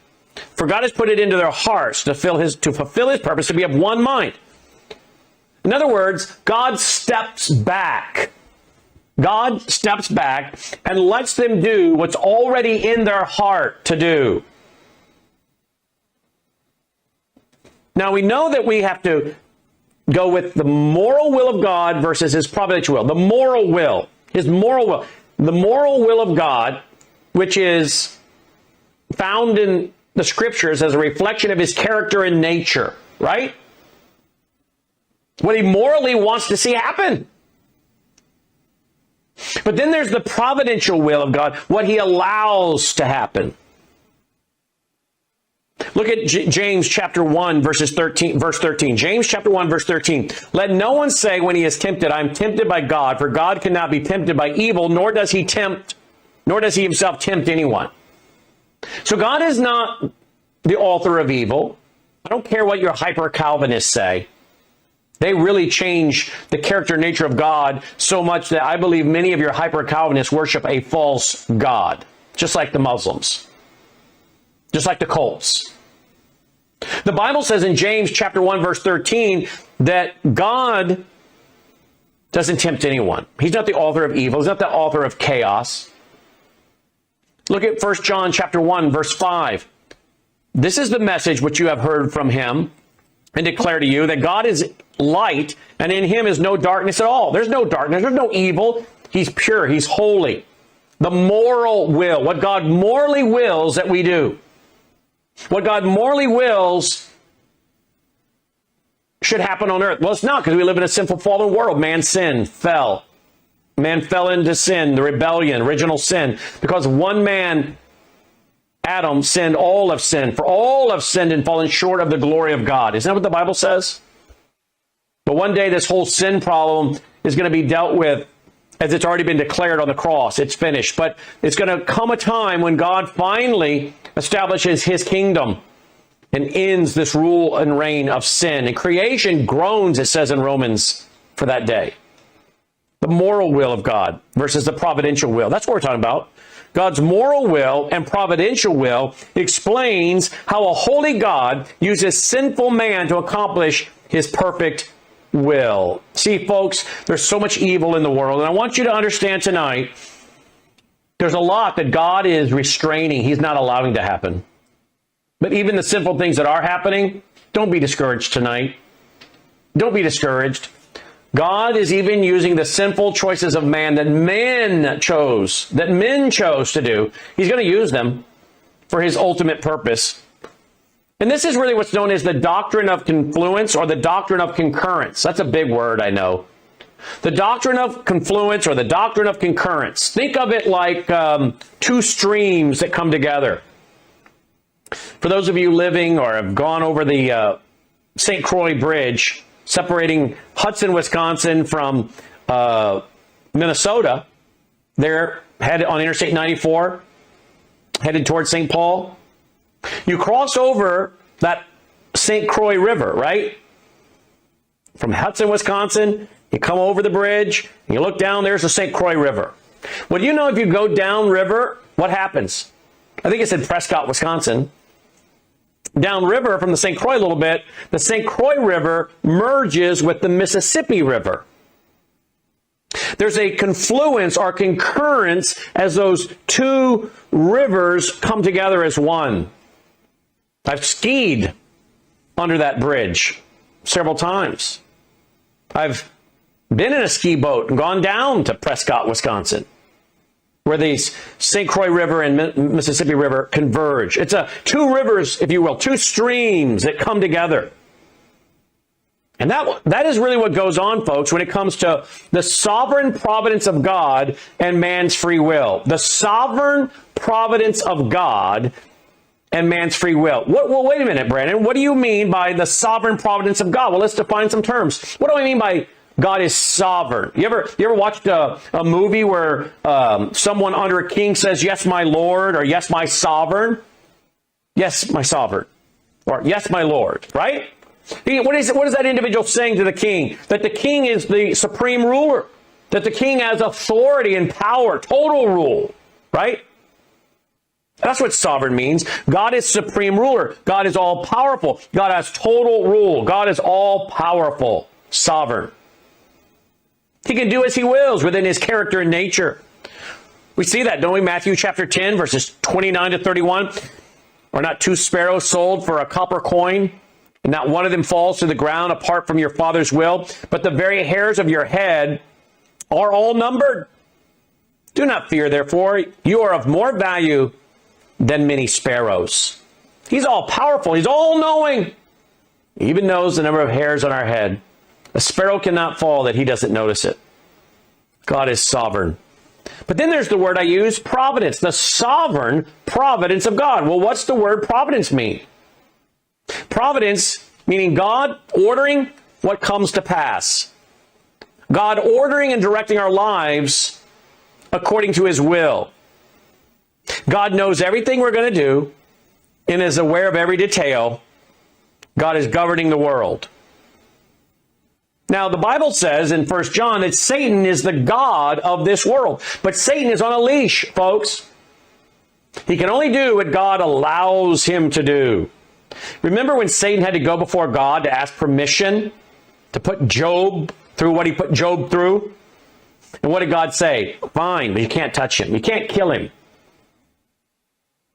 So Satan is the god of this world for a period of time.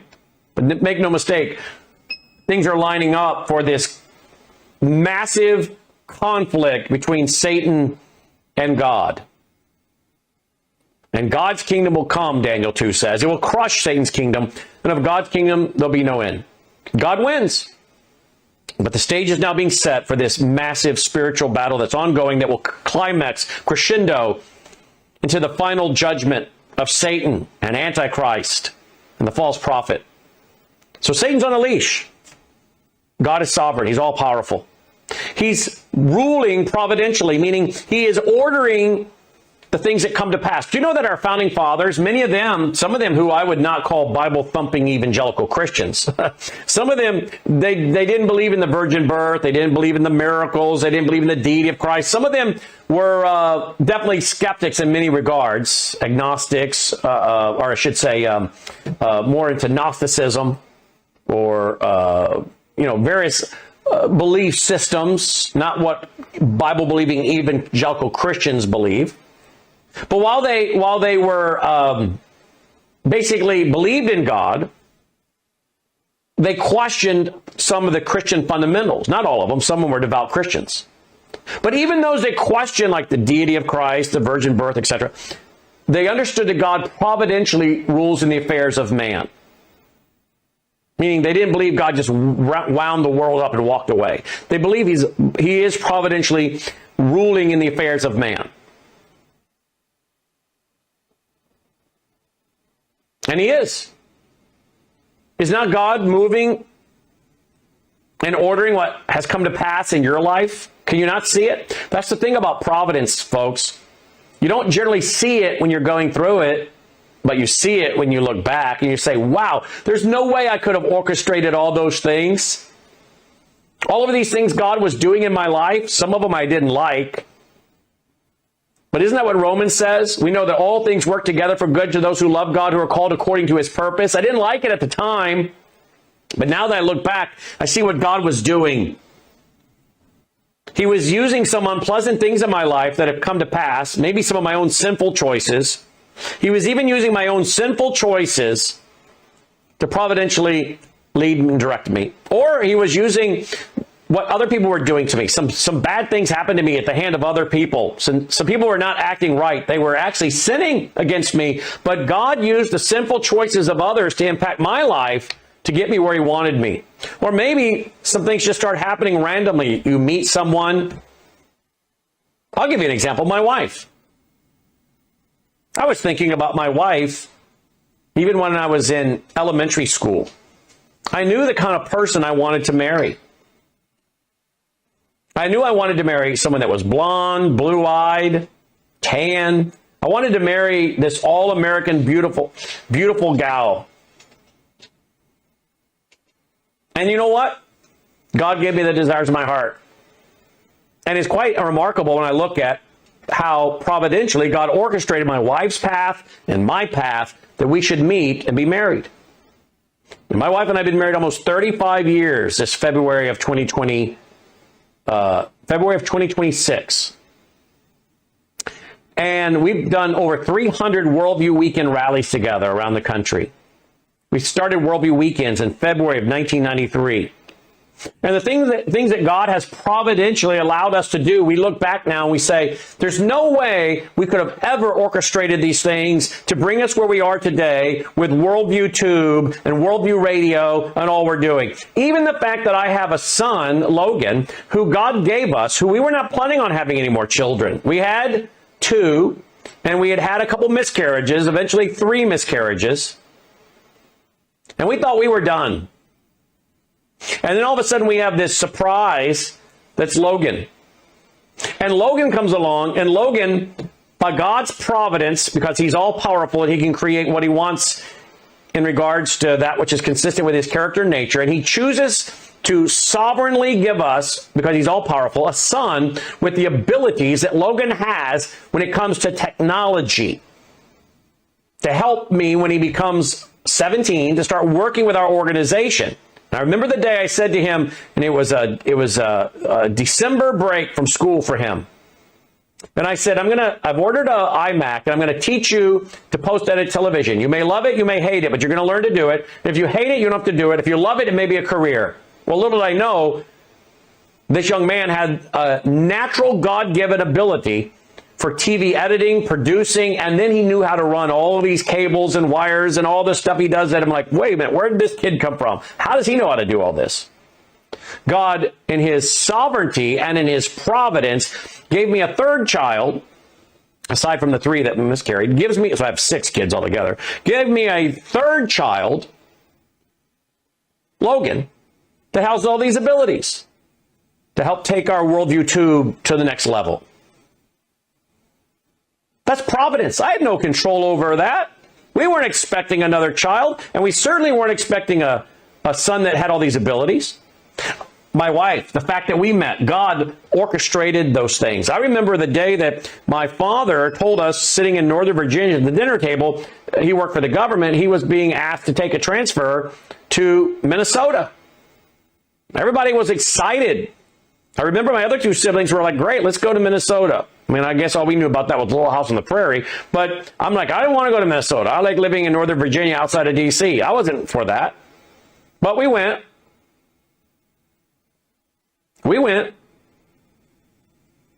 And we would often go from Minneapolis, St. Paul area, down to our family farm, belonged to my great-grandfather and grandparents, in Tennessee, not far from where I live here. And we would stop and spend the night sometimes in Rockford, Illinois. I'm in junior high. Little did I know, I'm spending the night literally about, at the hotel we were staying at, off the interstate, I was spending the night about 4 miles from my wife, from my would-be wife. Had no idea. She ends up coming up to the Twin Cities multiple times when her sister's going to college. Her 2 sisters. No, her one. The other one to another college. Her one sister's going to college in the Twin Cities. And my wife and I often have talked about where she would go shopping and what hotel their family would stay. I'm like, do you realize we could have been in the same mall together would come within, again, miles of each other multiple times. Well, then finally, her parents decided to send her to a Bible college in the Twin Cities. Now, if my father had not been transferred to the Twin Cities, I wouldn't have been there to meet her. But providentially, God needed me to be in the Twin Cities. Now, he could have providentially found another way for us to meet, but there I am in the Twin Cities, and she's going to a Bible college that a lot of my family members went to. And I'd been at that Bible college many times, but one night I decided to stop off there and go into the student center and visit with some friends that I'd gone to high school with that were going there. And this beautiful blonde walks through the student center with two of her roommates, and she's got a cup of ice cream. Beautiful blonde, blue eyes. And I said hello. And I made some kind of joke about them eating ice cream, and they laughed and kept walking. I thought, wow, who's that? I'd like to find out who that is. A couple days later, I'm back on the campus, and I'm downstairs visiting with some friends in another part of the student center, and there she is. And we started talking. And I found out she wanted to be a nurse. Well, she didn't become a nurse because I eventually discouraged that. And she went into medical social work and became a social worker. But she wanted to be a nurse. And I said, look, I have a friend of mine whose dad is an orthopedic surgeon. I think I can get you into surgery. Would you like to go to watch a surgery? She said, yes. So I called up my friend's father and said, hey, I've met this beautiful gal, and she wants to be a nurse. I'd like to get her in to see a surgery. Is there any way I could get her in to see surgery? He said, you bring her to the hospital. He named the hospital there in the Twin Cities. You guys be there about 6 a.m. and we'll put you in scrubs. I'm doing a hip replacement. And I picked her up, and we went down to this hospital in St. Paul, and they put us in scrubs, the shirts, the pants with the drawstrings and the shoe coverings and the hats, everything.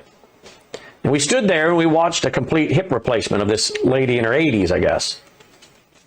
And she was wearing a smock, a top, one of the scrubs. And I have that scrub framed outside the hall of my office. And stamped on that scrub is March 1989. I guess they would, with a big ink stamp the smocks and the scrubs and know what month they were, and I guess they rotate them out or whatever. But the hospital let us take those, and hers is stamped March 1989. And I had it framed. Now, what I'm saying here is, providentially, everything worked out for me to meet her, but I had to live where I was living. Her parents had to send her to the Bible college. I had to walk through that student center. Then a couple days later, walk through it again, run into her. I've been there many times. I never laid eyes on her before. But God providentially brought us together. And look at all that she and I have been able to do as a team that I couldn't have done without her. How our personalities and abilities and gifts complement each other. That's why that's why I believe in the idea of complementarianism when it comes to marriage.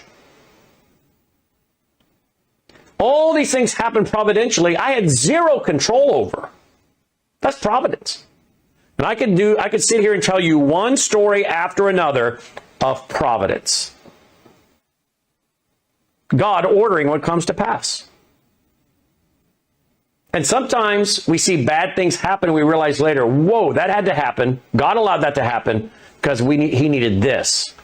He wanted this to occur. Now again, think of all the things God is providentially and sovereignly not allowing to happen, right? Look at this, Proverbs 3, 5 through 6. Trust in the Lord with all your heart and lean not on your own understanding. In all your ways acknowledge him, and he shall direct your what? Paths. He'll direct your paths. What are you doing? Trusting in the Lord. Acknowledging him. And he'll direct your paths. God providentially moving and leading in your life. And again, you don't often know it till you look back. And you look back and you go, whoa, the Lord was providentially directing all those steps. There's no way human possibly 1, 2, 3, 4, 5, 6, 7, 8, 9, and 10 could have happened unless he was the one doing it. It's beyond human control. That's right. You see, am I getting a little hope tonight that even in the good and even in the bad, God's working things out? I'm trying to encourage you tonight, folks, because it's easy to get discouraged and down. I wonder where this is all going. Look at Proverbs 21:1. The king's heart is in the hand of the Lord. Like the rivers of water, he turns it wherever he wishes. You see, the Lord can place something on a king's heart under conviction to do something good. But the Lord also can just simply step back and let a wicked king do what's already in his heart. You see the difference? God didn't put it on his heart to do evil. God simply stepped back and let him do what was already in his heart. You see the big difference? We see this, don't we, in Exodus? Pharaoh hardened his heart. Pharaoh hardened his heart. Pharaoh hardened his heart, right? Pharaoh did it. And then all of a sudden, what's it say? God hardened his heart. In other words, God gave him over. God gave him over. Finally, don't we see that in Romans 1? Romans 1. Professing to be wise, they have become fools. Even though they know the righteous judgments of God, they do not practice it. But they what? Suppress it in unrighteousness. And what happens? You see in that text of Romans 1, God gave them over. God gave them over. God gave them over. Is God doing the evil? No. Did God put it in their heart to do it? No. That's their sinful state. It's their sinful default state. God simply just steps back, gives them over. Joseph's brothers, don't we see that? Joseph's brothers? You see, Joseph's brothers do this. Genesis 45. You can read about it, Genesis 45. They were jealous of him and they sold him into slavery. Now, God could have stopped it.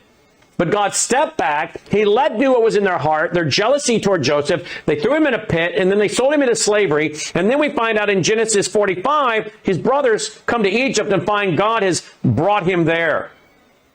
God sent me before you to preserve a posterity for you in the earth and to save your lives by a great deliverance. So now it was not you who sent me here, but God. Well, it was them whose sin caused him to be there, but God allowed it to happen. So Joseph saw it as not really them, but God. We see that in Genesis 50. When Joseph's brothers saw that their father was dead, they said, perhaps Joseph will hate us and may actually repay us for the evil which we did. Who did it? They did. They said, we.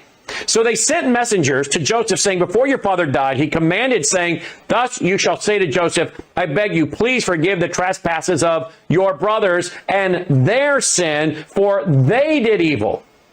They did it. They did it. And they knew they'd done it.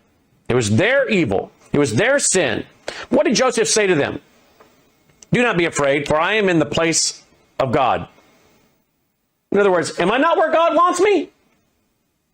Did God not providentially bring me to where I am for the purpose that he has, which includes saving you in this famine? But as for you, he says, you did it. You meant it for evil against me, but God meant it for good. See, God just stepped back and let them do what was already in their heart. How much is God stopping tonight from happening? Yes, God providentially allows certain things to happen, but because he has total rule, he sometimes stops things from happening. But in this case, God just stepped back and let them do what was already in their heart. Bob DeWay, the writer Bob DeWay, a friend of mine, put it this way, quote, in using Joseph to bring about salvation for Jacob and his family, and thereby preserving the messianic promise to Abraham, many evil acts were committed. Those acts are contrary to God's moral will. But God used those acts to bring about his saving purposes. His brothers mistreated him, as did Potiphar's wife and others. But God used all of that mistreatment to further his saving purposes. God's providential will was furthered by people transgressing God's moral will. The providential will of God versus God's moral will. The providential, the free will of man. The free will of man versus God's providential will. The free will of man versus the providential will of man. We see them merging together like two streams. Man has a free will, God is providentially working things out for his good and for those of us who love God are called according to his purpose. And the stream of man's free will and God's providential authority and will are coming together to accomplish his purpose. So yes, God allows sinful man to do things, but there's also many things God is sovereignly stopping from happening. So tonight I wanted to explain this to you, as I did on Sunday night, last night, because I think it's so important that I try to keep this audience encouraged. Because I think it's very easy to watch this broadcast. Sometimes we become discouraged. I don't want you saying, oh, I like watching his show, but whenever the show is over, I'm so discouraged. I don't want you doing that. My job here is to equip you, to inform you, but it's also to bring edification, encouragement.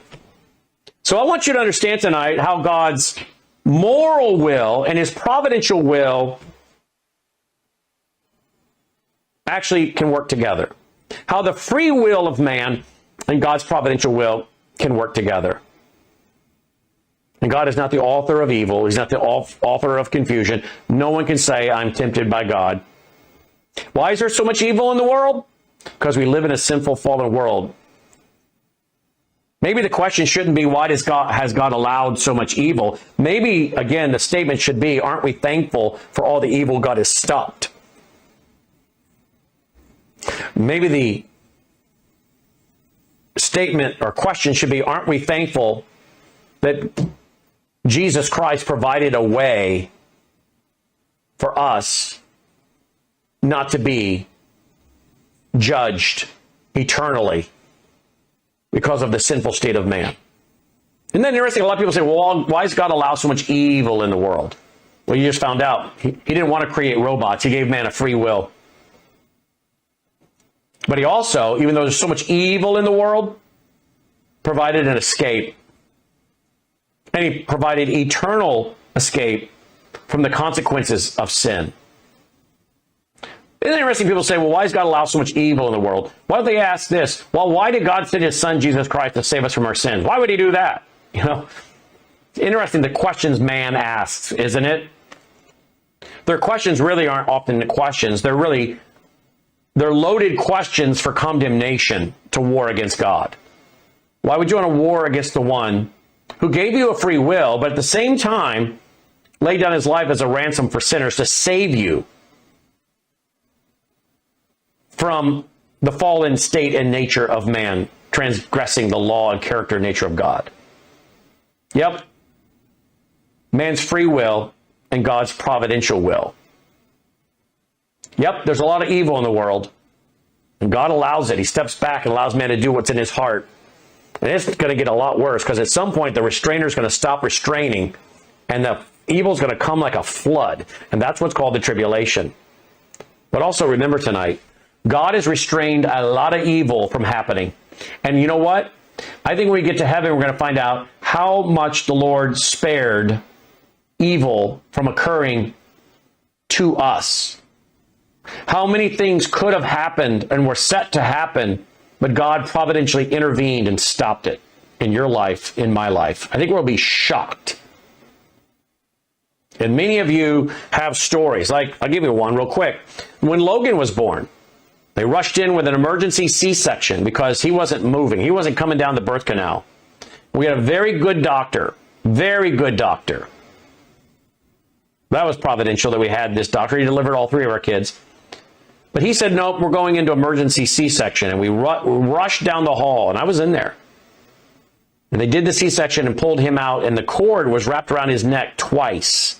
And he wasn't breathing, and he was gray. God providentially saved him, using that doctor to make the decisions that he made and the timing that he did. What if God hadn't providentially intervened?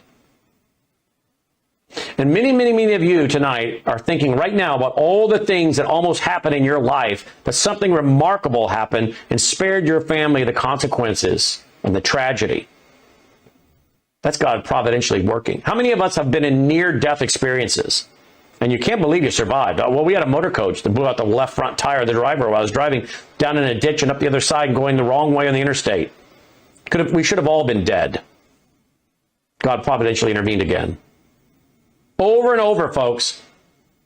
So maybe tonight, instead of asking, why is there so much evil in the world, maybe what we should be thankful for is all the evil God has spared us from. All the things that could have happened, and God providentially spared us from what could have been. And what he's even sparing man from right now.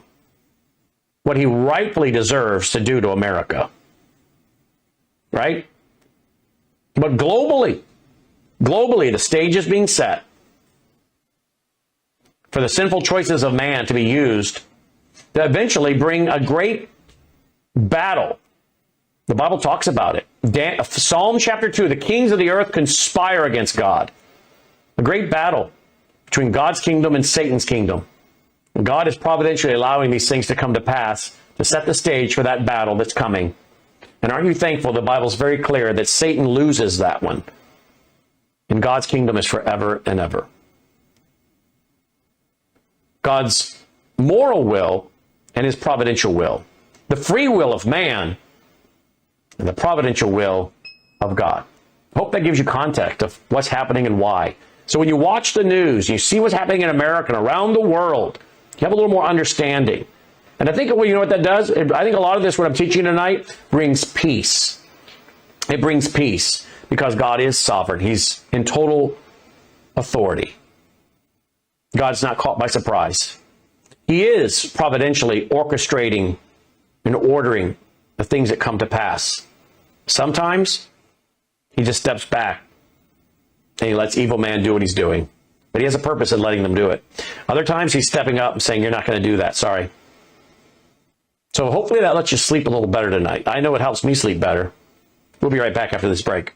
We live in uncertain times. In fact, we live at a time when our own governments all over the world are warning us that there could be big problems with our power grid. World War III seems to be right on the horizon. Let me ask you this. Do you have a satellite phone? Should communications go down with cell towers? Do you have a satellite phone to get a hold of that college student or your spouse who travels, whatever it might be, to get a hold of your senior adult parents? We have satellite phones at worldviewtalk.com, and you get the satellite phone for free when you sign up for their very reasonable payment programs for the service. Sign up for the service with a reasonable contract, get the satellite phone for free.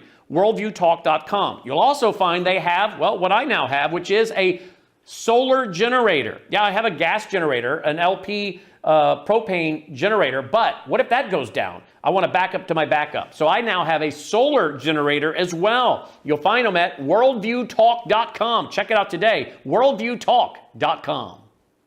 All right, folks, take a look at this before we go. Worldviewfoundation.com, worldviewfoundation.com. Let me ask you something. Do you think Newsmax, Fox News, any of these other networks are going to bring you the biblical worldview perspective on the news today? No.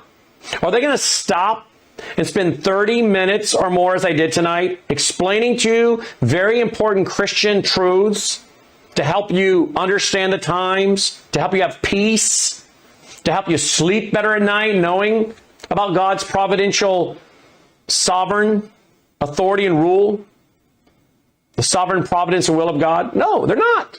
Why do we do it?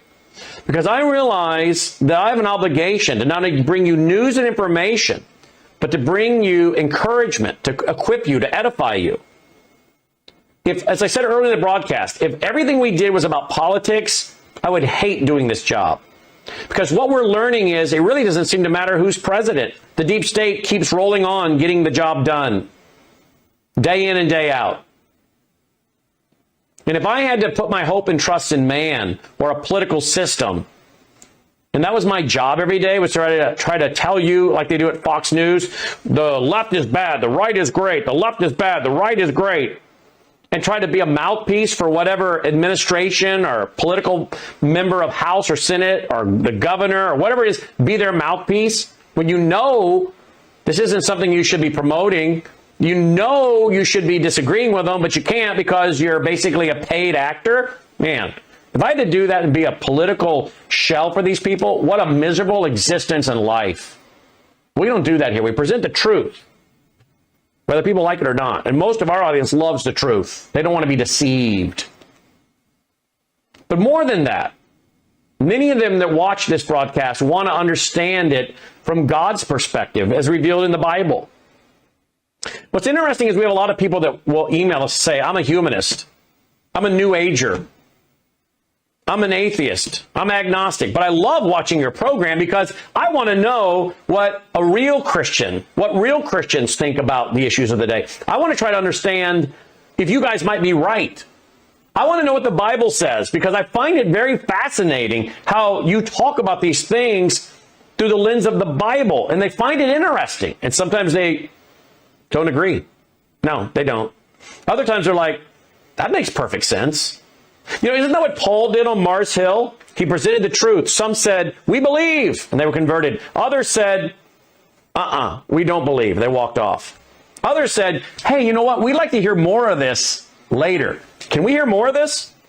We got a lot of people right now that are in that category. I want to hear more of this. Because what if this Christian worldview thing, what if this Bible prophecy that Brandon presents is actually true? You're not going to get this on about any other network. We also present it, like I said, because we understand the grass withers, the flower fades, but the Word of God stands forever. So here we're about the Bible. And that's why my job has meaning and purpose. That's why it matters to tune into this show. We're not talking politics. That after tomorrow, the news cycle turns over, and it really doesn't matter, or it's, onto a new story, or after the elections, and now the House is controlled by the Democrats, or whatever it might be. Flip the page. What we're talking about stands forever. It matters. It has eternal weight and value. Everything else is going to burn. It's going to burn up. We don't want to be pious and say, well, we're all above all of that. No, we need to be salt and light, but we also need to be grounded in the Bible that has the eternal perspective, not this temporal perspective, right? Of course, we know the Christian worldview is what allows us to travel through this life and have hope. A lot of people don't have hope today, do they? They don't have hope because they don't know the Lord. And a lot of Christians lose hope because they don't have someone teaching them the Bible in context. A lot of people ripping the Bible out of context and not teaching the Bible because it actually takes a lot of work to teach the Bible in context. An approved workman need not be ashamed, rightfully dividing the word of truth. Approved workmen. It takes work. Recently, a friend of mine told me over the weekend they listened to a sermon as a very, very large church here in Memphis. Very large church. Is calling a new pastor. And he stepped into the pulpit to give a sermon, and based on that sermon, the church the next Sunday was going to vote on whether they wanted him as their pastor. You'd think he would step up and deliver a really good sermon. I said, so how was it? She said it was shallow and full of jokes. Shallow and full of jokes. And they voted, I guess, to confirm him over the weekend. If that's the best you can do on the day that's calling for your best, because your sermon is going to be the basis on which they vote on you, and your sermon is shallow and full of jokes, well, I said it's all downhill from there then, isn't it? What's that also say about those people? In this day and age, with all that's going on in the world, you want shallow and jokes from the pulpit? And you wonder why the, quote, church in America, cultural Christianity, has very little influence anymore. You wonder why even self-professing Christians don't have hope or understanding. And they are, as the Bible says, sadly, blown here and there by every wind of doctrine and the cunningness and craftiness of men and their deceitful scheming. No wonder. They're not anchored. They're not anchored in the truth. The news stories don't make sense to them because they don't have discernment and understanding. And they certainly don't have an understanding through the lens of a biblical worldview and the stage being set for Bible prophecy to be fulfilled. That's what we're doing here. And it's not a joke. It's not an occupation. It's a calling. and we take it seriously. And there's a lot of you that tune into this broadcast each and every night for just that. And when I took off for a week, we got a lot of emails saying, we're lost this week. We're having to watch some of these other networks. Some were saying, you need to get back to the desk. I mean it now. They weren't joking. They felt like they were without really a community. They were without a source to affirm to them, and that's really a lot of times what we're doing, affirming to them that their thinking is right. I have a lot of people say that. If it wasn't for your broadcast, Brandon, I would think I was the crazy one. But then I watch your broadcast and I realize, no, I am thinking rightly. And what Brandon just said helped me affirm that I am thinking rightly. Because you see, you're one of the few. You're one of the few that's thinking rightly. And then after a while, you start questioning yourself. Well, maybe all these people can't be wrong. Well, a lot of them indeed are. Because narrow is the way and few who find it. Right? So this is serious, and we take it seriously. But we need your help. WorldviewFoundation.com, WorldviewFoundation.com. Roll the music, let's call it a night. You'll also find our address there if you prefer to support us through the mail. You can also call Melissa or leave her a voicemail or text her. She'll get back to you, help you make a contribution over the phone. And of course, each and every February, we send out tax receipts with our EIN number.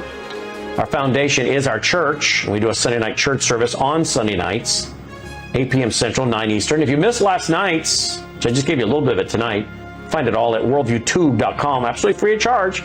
Brought to you in part by our foundation, worldviewfoundation.com. May God save America. You're watching Worldview Tube, built on the 35 years of Worldview books, documentaries, research, high-profile interviews, and the radio and television broadcasts of Brannon House.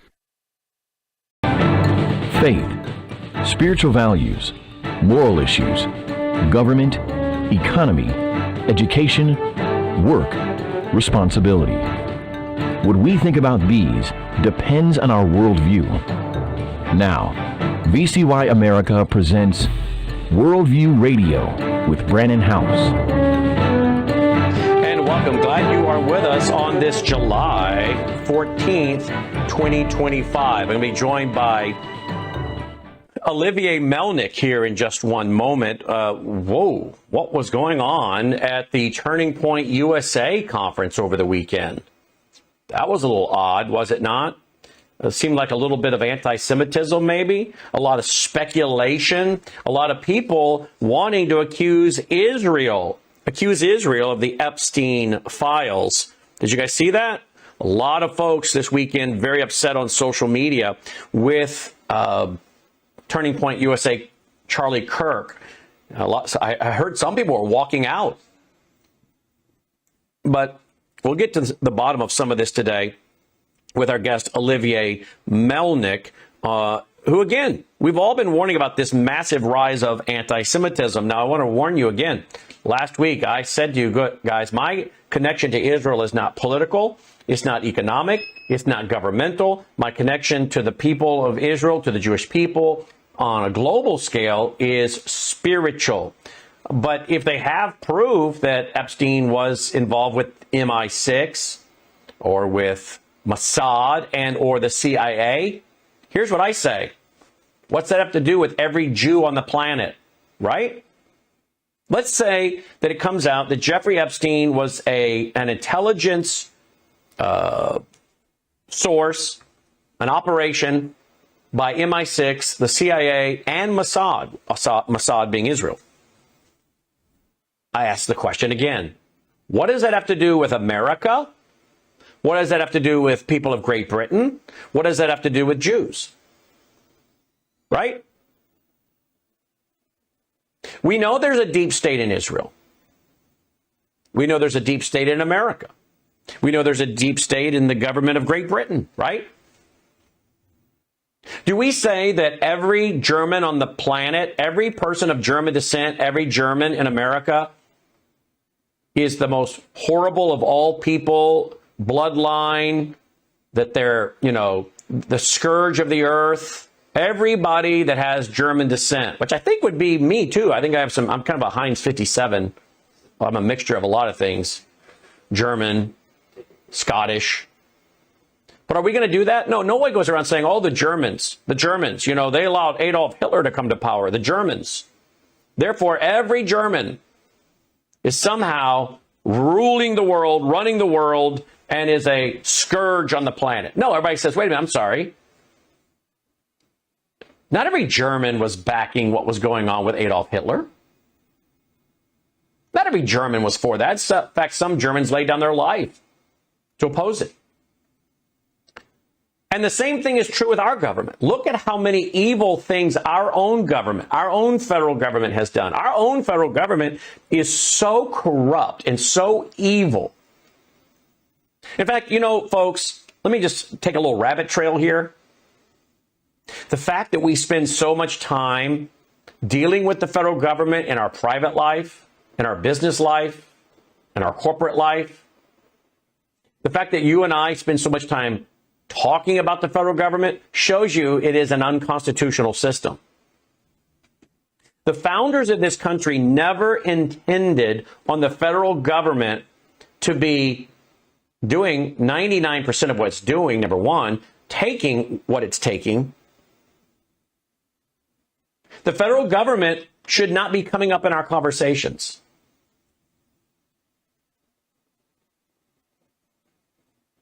The federal government should basically be benign, not even recognized in our daily life, because the responsibilities the federal government has are so limited and expressed by our U.S. Constitution, the 10th Amendment stating this, that we would rarely ever even talk about the federal government.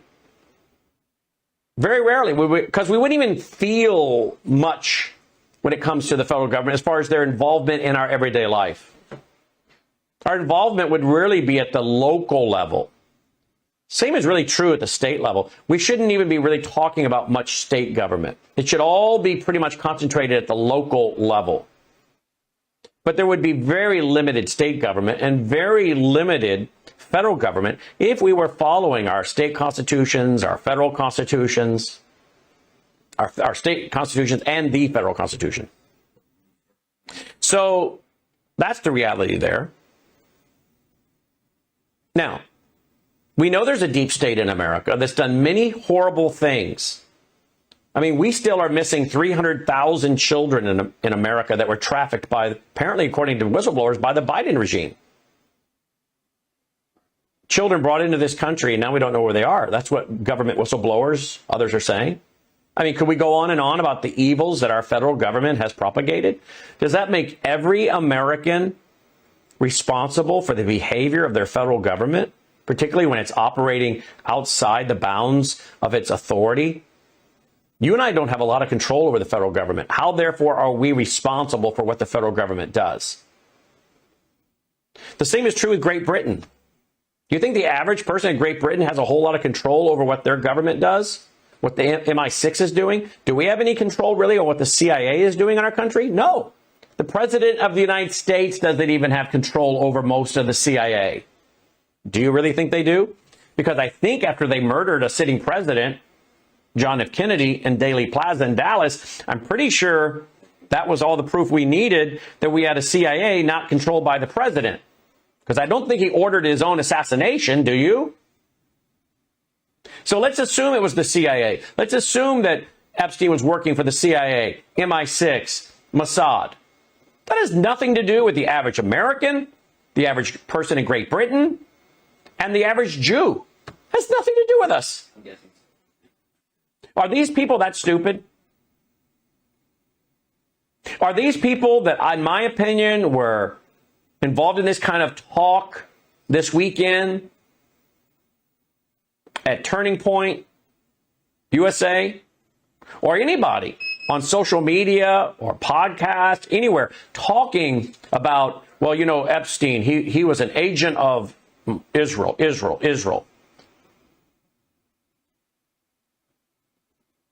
I hear some people saying, well, he was probably working for the CIA and the Mossad. Okay, so why are you not attacking every American? Why do we want to say the Jews, the Jews, the Jews? Why don't we say the Americans, the Americans, the Americans? Because in my theological and worldview, belief, and opinion, This is just an excuse to spout anti-Semitism, or what is very close to it for some. So, this is where we're at in the country. We're going to be joined by Olivia here in a second. Let me know we got him, guys. We're good. Now, tonight I'm going to be dealing with another topic, and that is President Trump is now going to be giving weapons to Ukraine, more weapons to Ukraine. This is not a good idea. Seems like, again, we are headed for World War III. But I am going to make, not a prediction, but I'm going to make I'm going to put out a theory. Here's the theory. Here's the possibility, I should say. President Trump will, I believe, and I hope I'm wrong, but I believe the Marxists will gain control of the House of Representatives in the midterm. President Trump will be impeached in the House. I'm not saying it's definite, but I believe he will be impeached. I'm not saying it's definite, but I believe he will then go on trial in the Senate, and I believe he will be found guilty. He will, I believe, strong likelihood, not definite, strong likelihood, he will be removed from office before he can finish his second term. And it will be and that will be a Republican Senate that does it. And it will be at the request of many, many people that voted for him, as well as the Democrats, the libertarians, the whole gamut.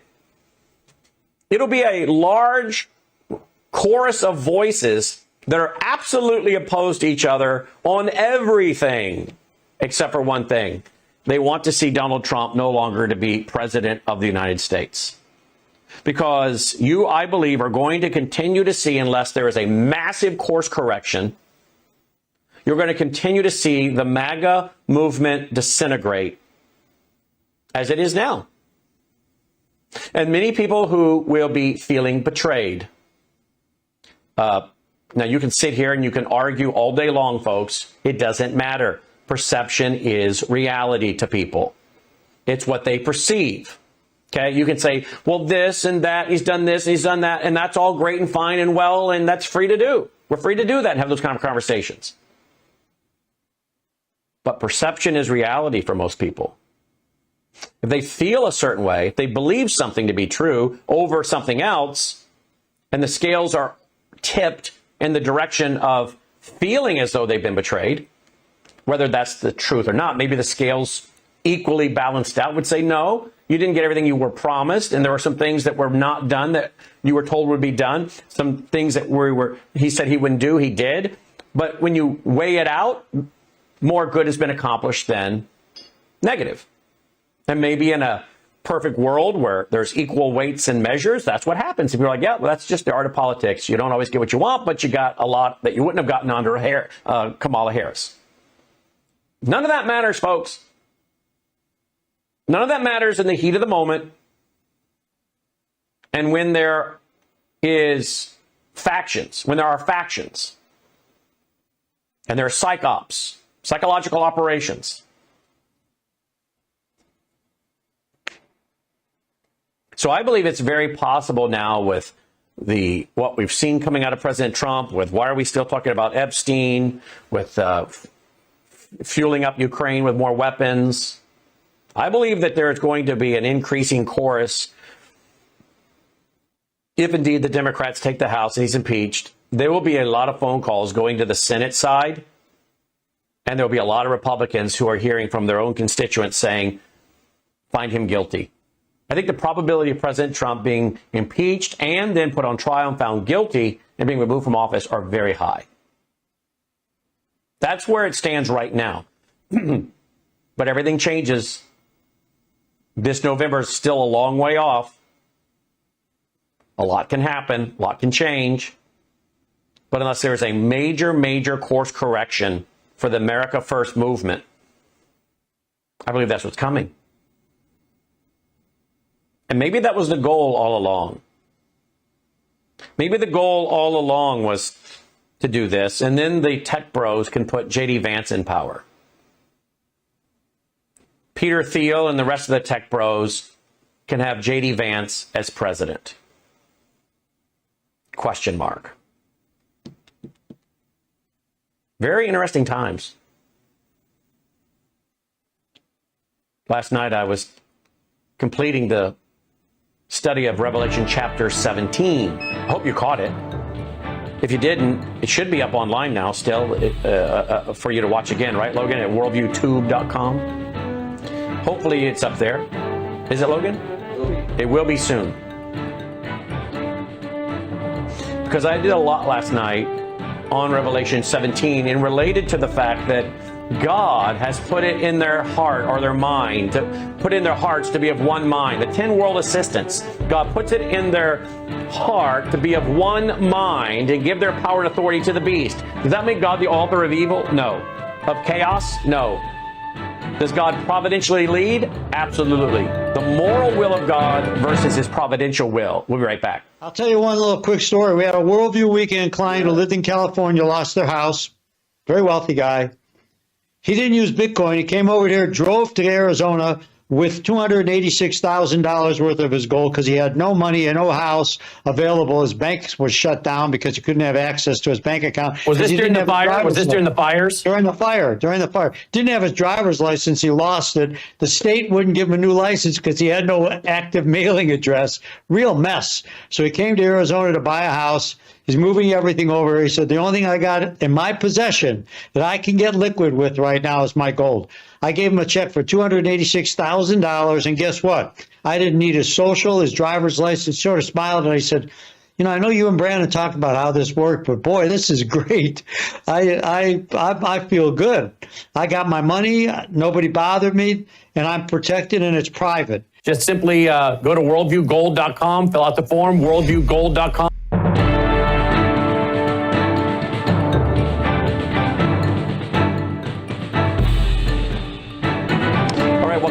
With us, worldviewradio.com, worldviewradio.com. All right, let's go right away to Olivia Melnick. Olivia Melnick talking about this weekend at Turning Point USA, as well as what's going on online. Lots of folks wanting to blame Israel. Jeffrey Epstein, that's Israel, that's Israel. And as I said in my little monologue, well, let's assume it was MI6, CIA, and Mossad. Are we blaming every person from Great Britain? Are we blaming every American? But somehow we've got to make this out to be a Jewish thing. Yeah, there's a deep state in Israel, there's a deep state in Great Britain, and there's a deep state in America. Let's separate this from the Jewish people, from the American people, from the people of Great Britain. Joining me now is Olivia Melnick. Olivia, welcome back to the broadcast. Thanks for being with us. Hey, thanks for having me, Brandon. I'm still wondering if there's ever going to be a time when you invite me on your broadcast when we discuss something positive. Every time I come in, it's to expose more of those lies. You know? Yeah, but that's true. But at the same time, isn't that our job? Ephesians 5:11 have nothing to do with the unfruitful works of darkness, but rather expose it. That's what we're doing. Absolutely. And before we get into the topic for today, I'm reminded of this story. I put that in my first book on anti-Semitism 25 years ago, when it's a story of a Jewish man sitting on a bench during World War II in Berlin, and then he's reading a book by himself, and a Nazi officer comes in, and he looks at the Jewish man, doesn't know he's Jewish, and he goes like, I hate the Jews, we got to get rid of the Jews, we got to kill all the Jews, we got to get rid of them, put them in camps, burn them, just get rid of all the Jews we can find. And the Jewish man looks at the Nazi, and he says, you're absolutely right, all the Jews and all the bicycle riders. And the Nazi officer looks, he goes, bicycle riders? Why the bicycle riders? And the Jewish man looks at him and he goes, why the Jews? Same logic. Same logic. Same logic. There's no reason. There's no reason. Go ahead. Did you hear my opening monologue today? Yeah, well, I heard what you said about I heard what you say, and I could not agree more. And this is the same anti-Semitic trope that we've heard for centuries, Brennan, way, way, way before you and I were even doing anything, that the Jews are responsible for all the ills of the world. Right before I got online on the air with you, I found this quote that was posted by and I don't necessarily endorse everything he said or did. Naftali Bennett, he was a prime minister, and he's an Israeli government. Yes. He said something that I think is very profound, simple but profound. And let me read it. It says they must. It's talking about anti-Semites of the world. They just make things up, say it with confidence, and these lies stick because it's Israel. That's the bottom line. Anything lied about, said with confidence, if it's about Israel, people will just bite hook, line, and sinker. And you see it coming from Tucker Carlson, you see it coming from Candace Owens, you see it coming from all kinds of people that you wouldn't expect. And I was shocked at what happened with Charlie Kirk, even the interview he did with Megyn Kelly, where basically she said that Epstein was connected to the Mossad with absolutely no proof of that. And then Charlie Kirk didn't seem to really disagree with her. He just didn't let me play that. Yeah.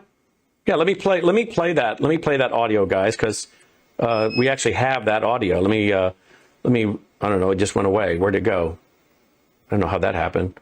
I went to a fundraiser for Turning Point. Let me see if I can go back and grab it. But this is them on the platform, and as you said, there was no pushing back on this. I'm going to see if I can go back and find it now. It closed on me all of a sudden, but yep, I think I got it here. No, that's not it. Well, keep talking while I find it. It closed by mistake on me. But there was no pushing back by Charlie Kirk. He actually turned around, look at the crowd, and say, "How many of you believe that in the crowd?" And he's looking around. And he goes, "Yeah, about half of you." And I don't know how many people were in that crowd, but I'm sure it was not a small gathering.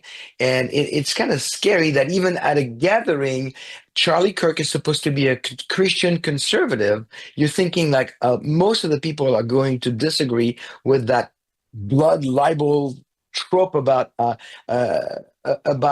Epstein being connected to the Mossad, and yet half the room was in agreement with what Megyn Kelly was saying, with absolutely no proof. Nobody has any proof. I don't know if he's connected to the Mossad, and I don't know, and I don't want to know anything about Epstein. All I know is that he did a lot of gross things that you and I would disagree with, on so many levels. But the fact that he's Jewish and the fact that he did what he did does not make all Jewish people of all times guilty, just like you said. I mean, you and I were talking earlier. If all Germans today would be guilty of what the Nazis did, that wouldn't be fair. Not all Germans were guilty of the Nazi crimes, and to accuse all the Jews. But again, you mentioned it in another program of yours that basically it is a spiritual battle. People need to understand that. Yeah, absolutely. It is from the enemy. It's from Satan. And I think the best example, even though she's not really in that group that we're discussing right now, the best example is Candace Owens, because several years ago I used to look and listen. I used to look at a program and listen to it and watch it, and I thought, here's hope for the young generation, young African American female with a brain, and I believe that she has a brain that she could use in a different way. But right now, she is being used by Satan to. She's turned. You watch her program today. In her eyes, you see that she has so much anger. She's not the same person. She is. I'm not saying she's demon possessed. I don't want to be accused of that. But she is being used by the enemy to promote this agenda of anti-Semitism. It's coming from everywhere, Brandon. You heard about the account on X that was hacked over the weekend, where they had Elmo from Sesame Street saying, "F Israel, kill all the Jews," coming from the Elmo account from Sesame Street. Of course, they found out it was a hacker who did it. But just the mindset behind it, every aspect. And then so what Charlie Kirk did was very disappointing, because again we find out that people, our friends on the right, the conservatives, the Christians, are not turning on Israel faster than I expected. Did you find that clip, or we're going to move on? Yeah, I found it. Here we go. Here it is. Here we go. Why is it not playing? Do you think there's any intel community involvement in this? I wouldn't be surprised one bit. I am convinced, based on my own sources and my own reporting on this story, he wasn't one of ours.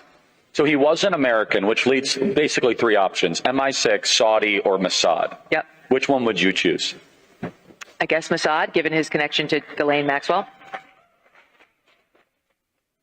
So what does that mean?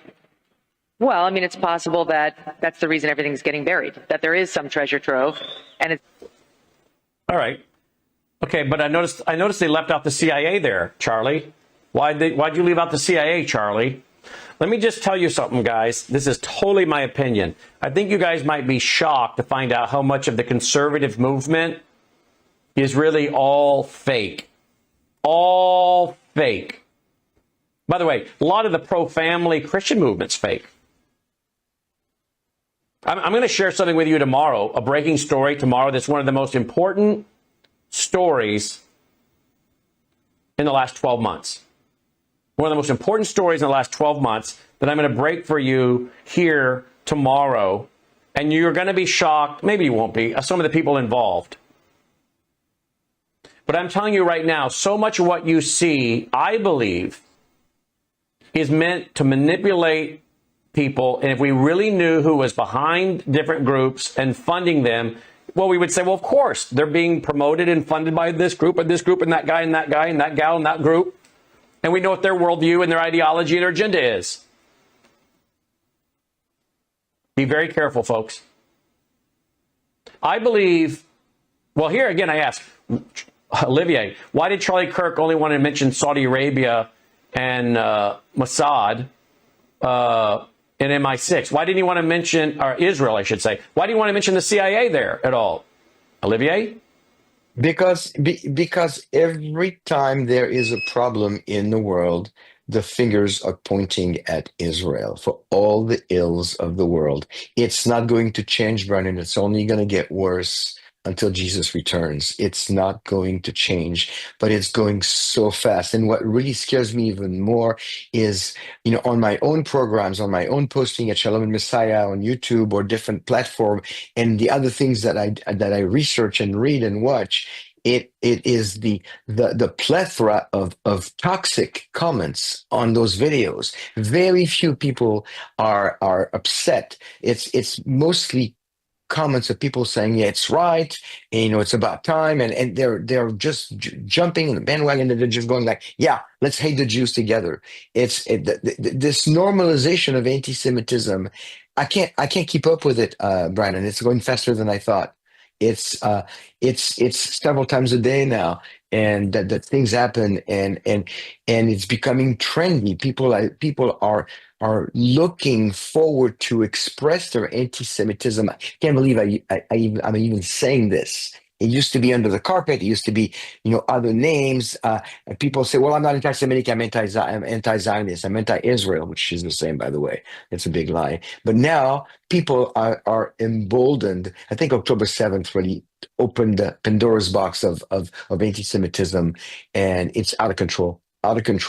And but I'm disappointed with Charlie Kirk. I'm honestly disappointed, because it's one thing to have somebody on your platform and interview them. Like I would not even be bothered by Tucker Carlson if he would interview people like Munther Isaac or John Rich or all these people that are anti-Semitic, clearly anti-Semitic. If he had two sides. If he would, say, okay, this is what they say, this is what this gentleman say. Let's discuss and see if we can agree to disagree, or have two opinions, two sides to a story. But he never does that. He always pushes the anti-Semitic side. And this is, looking at what Charlie Kirk did at Turning Point, I'm feeling like at the very, very least, he did not get involved, and silence is if you don't say a word, you basically agree with by not saying anything. And I think that Charlie Kirk has a reputation, usually has a reputation of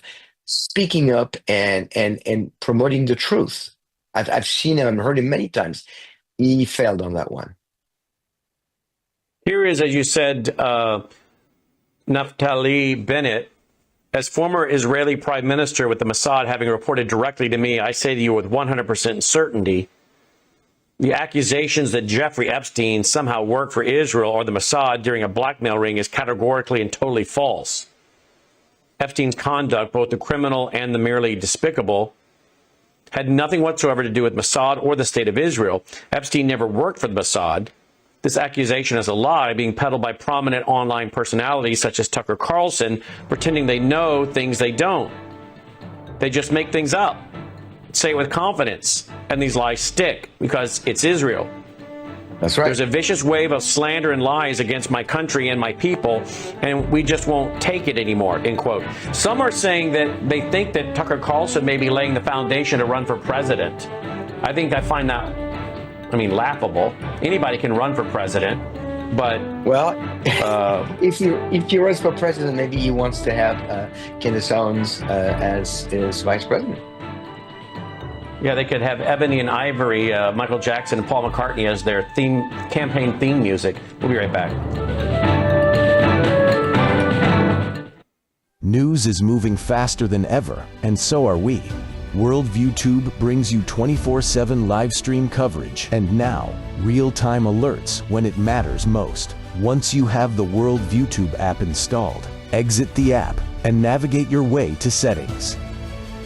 In Settings, locate the tab labeled Notifications. Select the Notifications tab. Scroll down until you locate the Worldview Tube app icon. Select the tab, and here you can turn on and customize your notification experience for the Worldview Tube app. News doesn't wait, and neither should you. Turn on push notifications to stay informed. Every headline as it happens. You're watching Worldview 2, built on the 35 years of Worldview books, documentaries, research, high-profile interviews, and the radio and television broadcasts of Brannon House. All right, welcome back. Glad you're with us. Worldview Radio, our website, worldviewradio.com, worldviewradio.com. Olivier Melnick joins me, and Olivier, by the way, has a brand new book out, Anti-Semitism in the End Times. Anti-Semitism in the End Times. Subtitle, How the Rise of the World's Oldest Hatred is Paving the Way for Messiah's Return. Where can people get the book, Olivier? Well, it actually it's only on pre-order right now on Amazon. It's through Harvest House Publishers, and people can pre-order it. It's going to be out on October 7th, 2025, at the second anniversary of the attack by Hamas. I wanted to add something, Brendan, if I may. Let's assume for a second that Epstein was working for Mossad. Okay, let's assume for a second that what people need to understand is that all of us, all people, are fallen creatures. We're sinners. We're born in sin and we act in sin until we're redeemed by the blood of Yeshua, Jesus. So let's assume for a second that he was working for the Mossad. That's always possible, and there's always a remote possibility. I don't think he was, but if he was, it, just like you mentioned, it's worth repeating. It does not mean that just he did it because he was Jewish. He did it because if he did it, it would be because he's a fallen creature. Just like people tell me all the time, Jews are greedy. All Jews are greedy. Well, there are greedy Jews and there are greedy Gentiles. It doesn't mean that all Jews are greedy. It's people extrapolate, and it feeds into this anti-Semitism, and it takes us to where we are right now, where thoughts of anti-Semitism morphed into words of anti-Semitism, and now we're at the third level, which is acts of anti-Semitism. Now people are getting killed. We're past the thoughts and the words. Now people are getting killed. People are saying globalize the Intifada, and that becomes, a murder of 2 Israeli diplomats at the DC Museum event. So it's getting out of control, Brandon, and Christians need to really reach out to their Jewish friends and neighbors and say, I'm your friend. I'm a Christian. I'll do anything to support you. I'll do anything to protect you, to rescue you. Just know that I am here for you. This is where we are. I don't think we're going to be able to stop it. But the true Christians, the remnant Christians that we see right now who understand the place of Israel and the Bible and God's plan should reach out to their Jewish friend and say, I'm here for you. Yeah, absolutely. What is your website, Olivier? Website is it's shalominmessiah.com, and I want to invite your viewers, if they go to shalominmessiah.com, when they go to connect, there is a place on the bottom of that scrolling list. It says, please let me know more about the network that Olivier spoke about. I have started a network 7 years ago, an underground railroad for Jews, and that network is growing every day, and it's like-minded Christians who are saying, my house is open. I don't want to be a bystander. I want to be available. And friends, this is now. It's now. For such a time as this, my people are scared. My people don't know what to think of the world events. Brandon and I, we know the Bible says that the whole world is going to turn against Jerusalem. And Zechariah 12:3. We know that. We know it's part of the end times Bible events, but that does not prevent true Bible-believing Christians from doing something. It's not too late for us to be involved. Yeah. Tell me, Olivier, I agree with that 100%. Tell me how you believe all of this anti-Semitism is paving the way for the Messiah's return, because that's a subtitle of your new book. How so? Well, I come from, I believe, the same theological perspective as you, Brennan. I'm premillennial, pre-tribulational. I often joke and I say I don't even eat post cereal to be safe, but so that's a joke. And by the way, it's a joke. I stole from Dr. Fruchtenbaum. I don't own that one. That's his. I want to give him credit. But at the end of the 7-year tribulation, the Jewish people who will have survived that tribulation will say, Baruch haba b'Shem Adonai, blessed is he who comes in the name of the Lord, and all Israel will be saved, as we read in Romans 11:26. And that is, all Jews at that time will become believers. They will enter the kingdom of God. They will be Messianic Jews, Jewish believers. And at the same time, Satan's career comes to an end. He goes into retirement, but he doesn't go into an old folks' home. He goes into the lake of brimstone and fire for all eternity to suffer without any relief, which he deserves. And he doesn't want that to happen. So if the Jews don't call on Jesus, Jesus doesn't come back at the end of the tribulation. And so that is why what we're seeing right now, this anti-Semitism is paving the way, because it's increasing exponentially in intensity and in gravity. And we're seeing that we are at the 11:59 on the clock, on the prophetic clock, where we're not in the tribulation. I don't believe we're in tribulation yet, but we're getting really close, I believe, to the rapture. And then 7-year tribulation, the Jews who will survive will call on him whom they have pierced, Zechariah 12:10. And that, again, is when Satan is without a job. He wants to prevent that from happening. He's already lost. We know that. And he knows it. But he's pushing as far as he can. And he's using all kinds of people to promote his agenda. And we're living through this right now. We are living in prophetic times. And I'm not a sensationalist, but we're living in Zechariah 12:3. The entire world will go against the Jews. We're living through that right now on a daily, sometimes hourly basis. And we're also living through Ezekiel 36, the Jews coming back to the land in unbelief. We are living in the prophetic times, Brandon. This is exciting for those of us who have put their trust in the death and resurrection of Jesus. Those who don't should really do it today, because you never know when you can take your last breath, and you definitely want to be on God's side. Amen to that. Olivier, tomorrow I'm going to break a story. I called someone yesterday. I won't say who, but you'll find out tomorrow, guys, when I have him on as a guest. But I called someone yesterday and I said, hey, I'm just checking in. Haven't heard from you in a while. What's going on? And this individual had just returned from a conference that was attended, he said, by 8,000 people. And when he told me some of the people that were there, I'm talking about former elected officials, current elected officials, and what the conference was about, you're like, and elected officials and former elected officials, including so-called Republicans, were speaking at this thing? He said, yep. And when I share with you tomorrow what I'm talking about,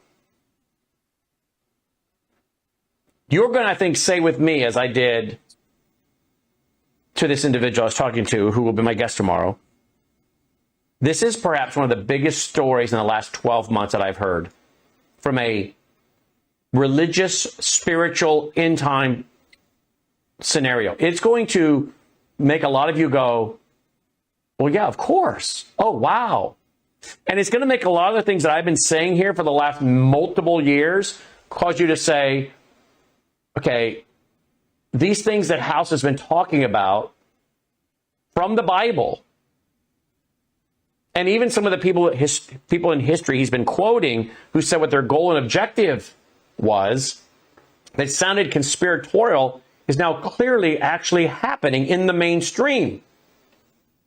And it's going to come from a false church made up of people on the right, the center, the left. It's going to blow your mind tomorrow. I wish we could do it now, but the guest wasn't available, and we also wanted to have Olivier on. Olivier, I said to my friend yesterday, we spent a lot of time talking about the Great Reset, digital currencies, the foundation being laid for the mark of the beast, North American Union, South American Union, the 10 federations, the 10 horns, the 10 kings. I said to my friend, what if we are sitting here looking for that trigger that brings a lot of this to pass? But what if, and again, I don't want to be accused of the behavior of I'm just sitting here waiting to be raptured and nothing bad's going to happen to the church. We're all going to get raptured, because that's not been the case with the former Soviet Union and Cuba, the Iron Curtain, etc.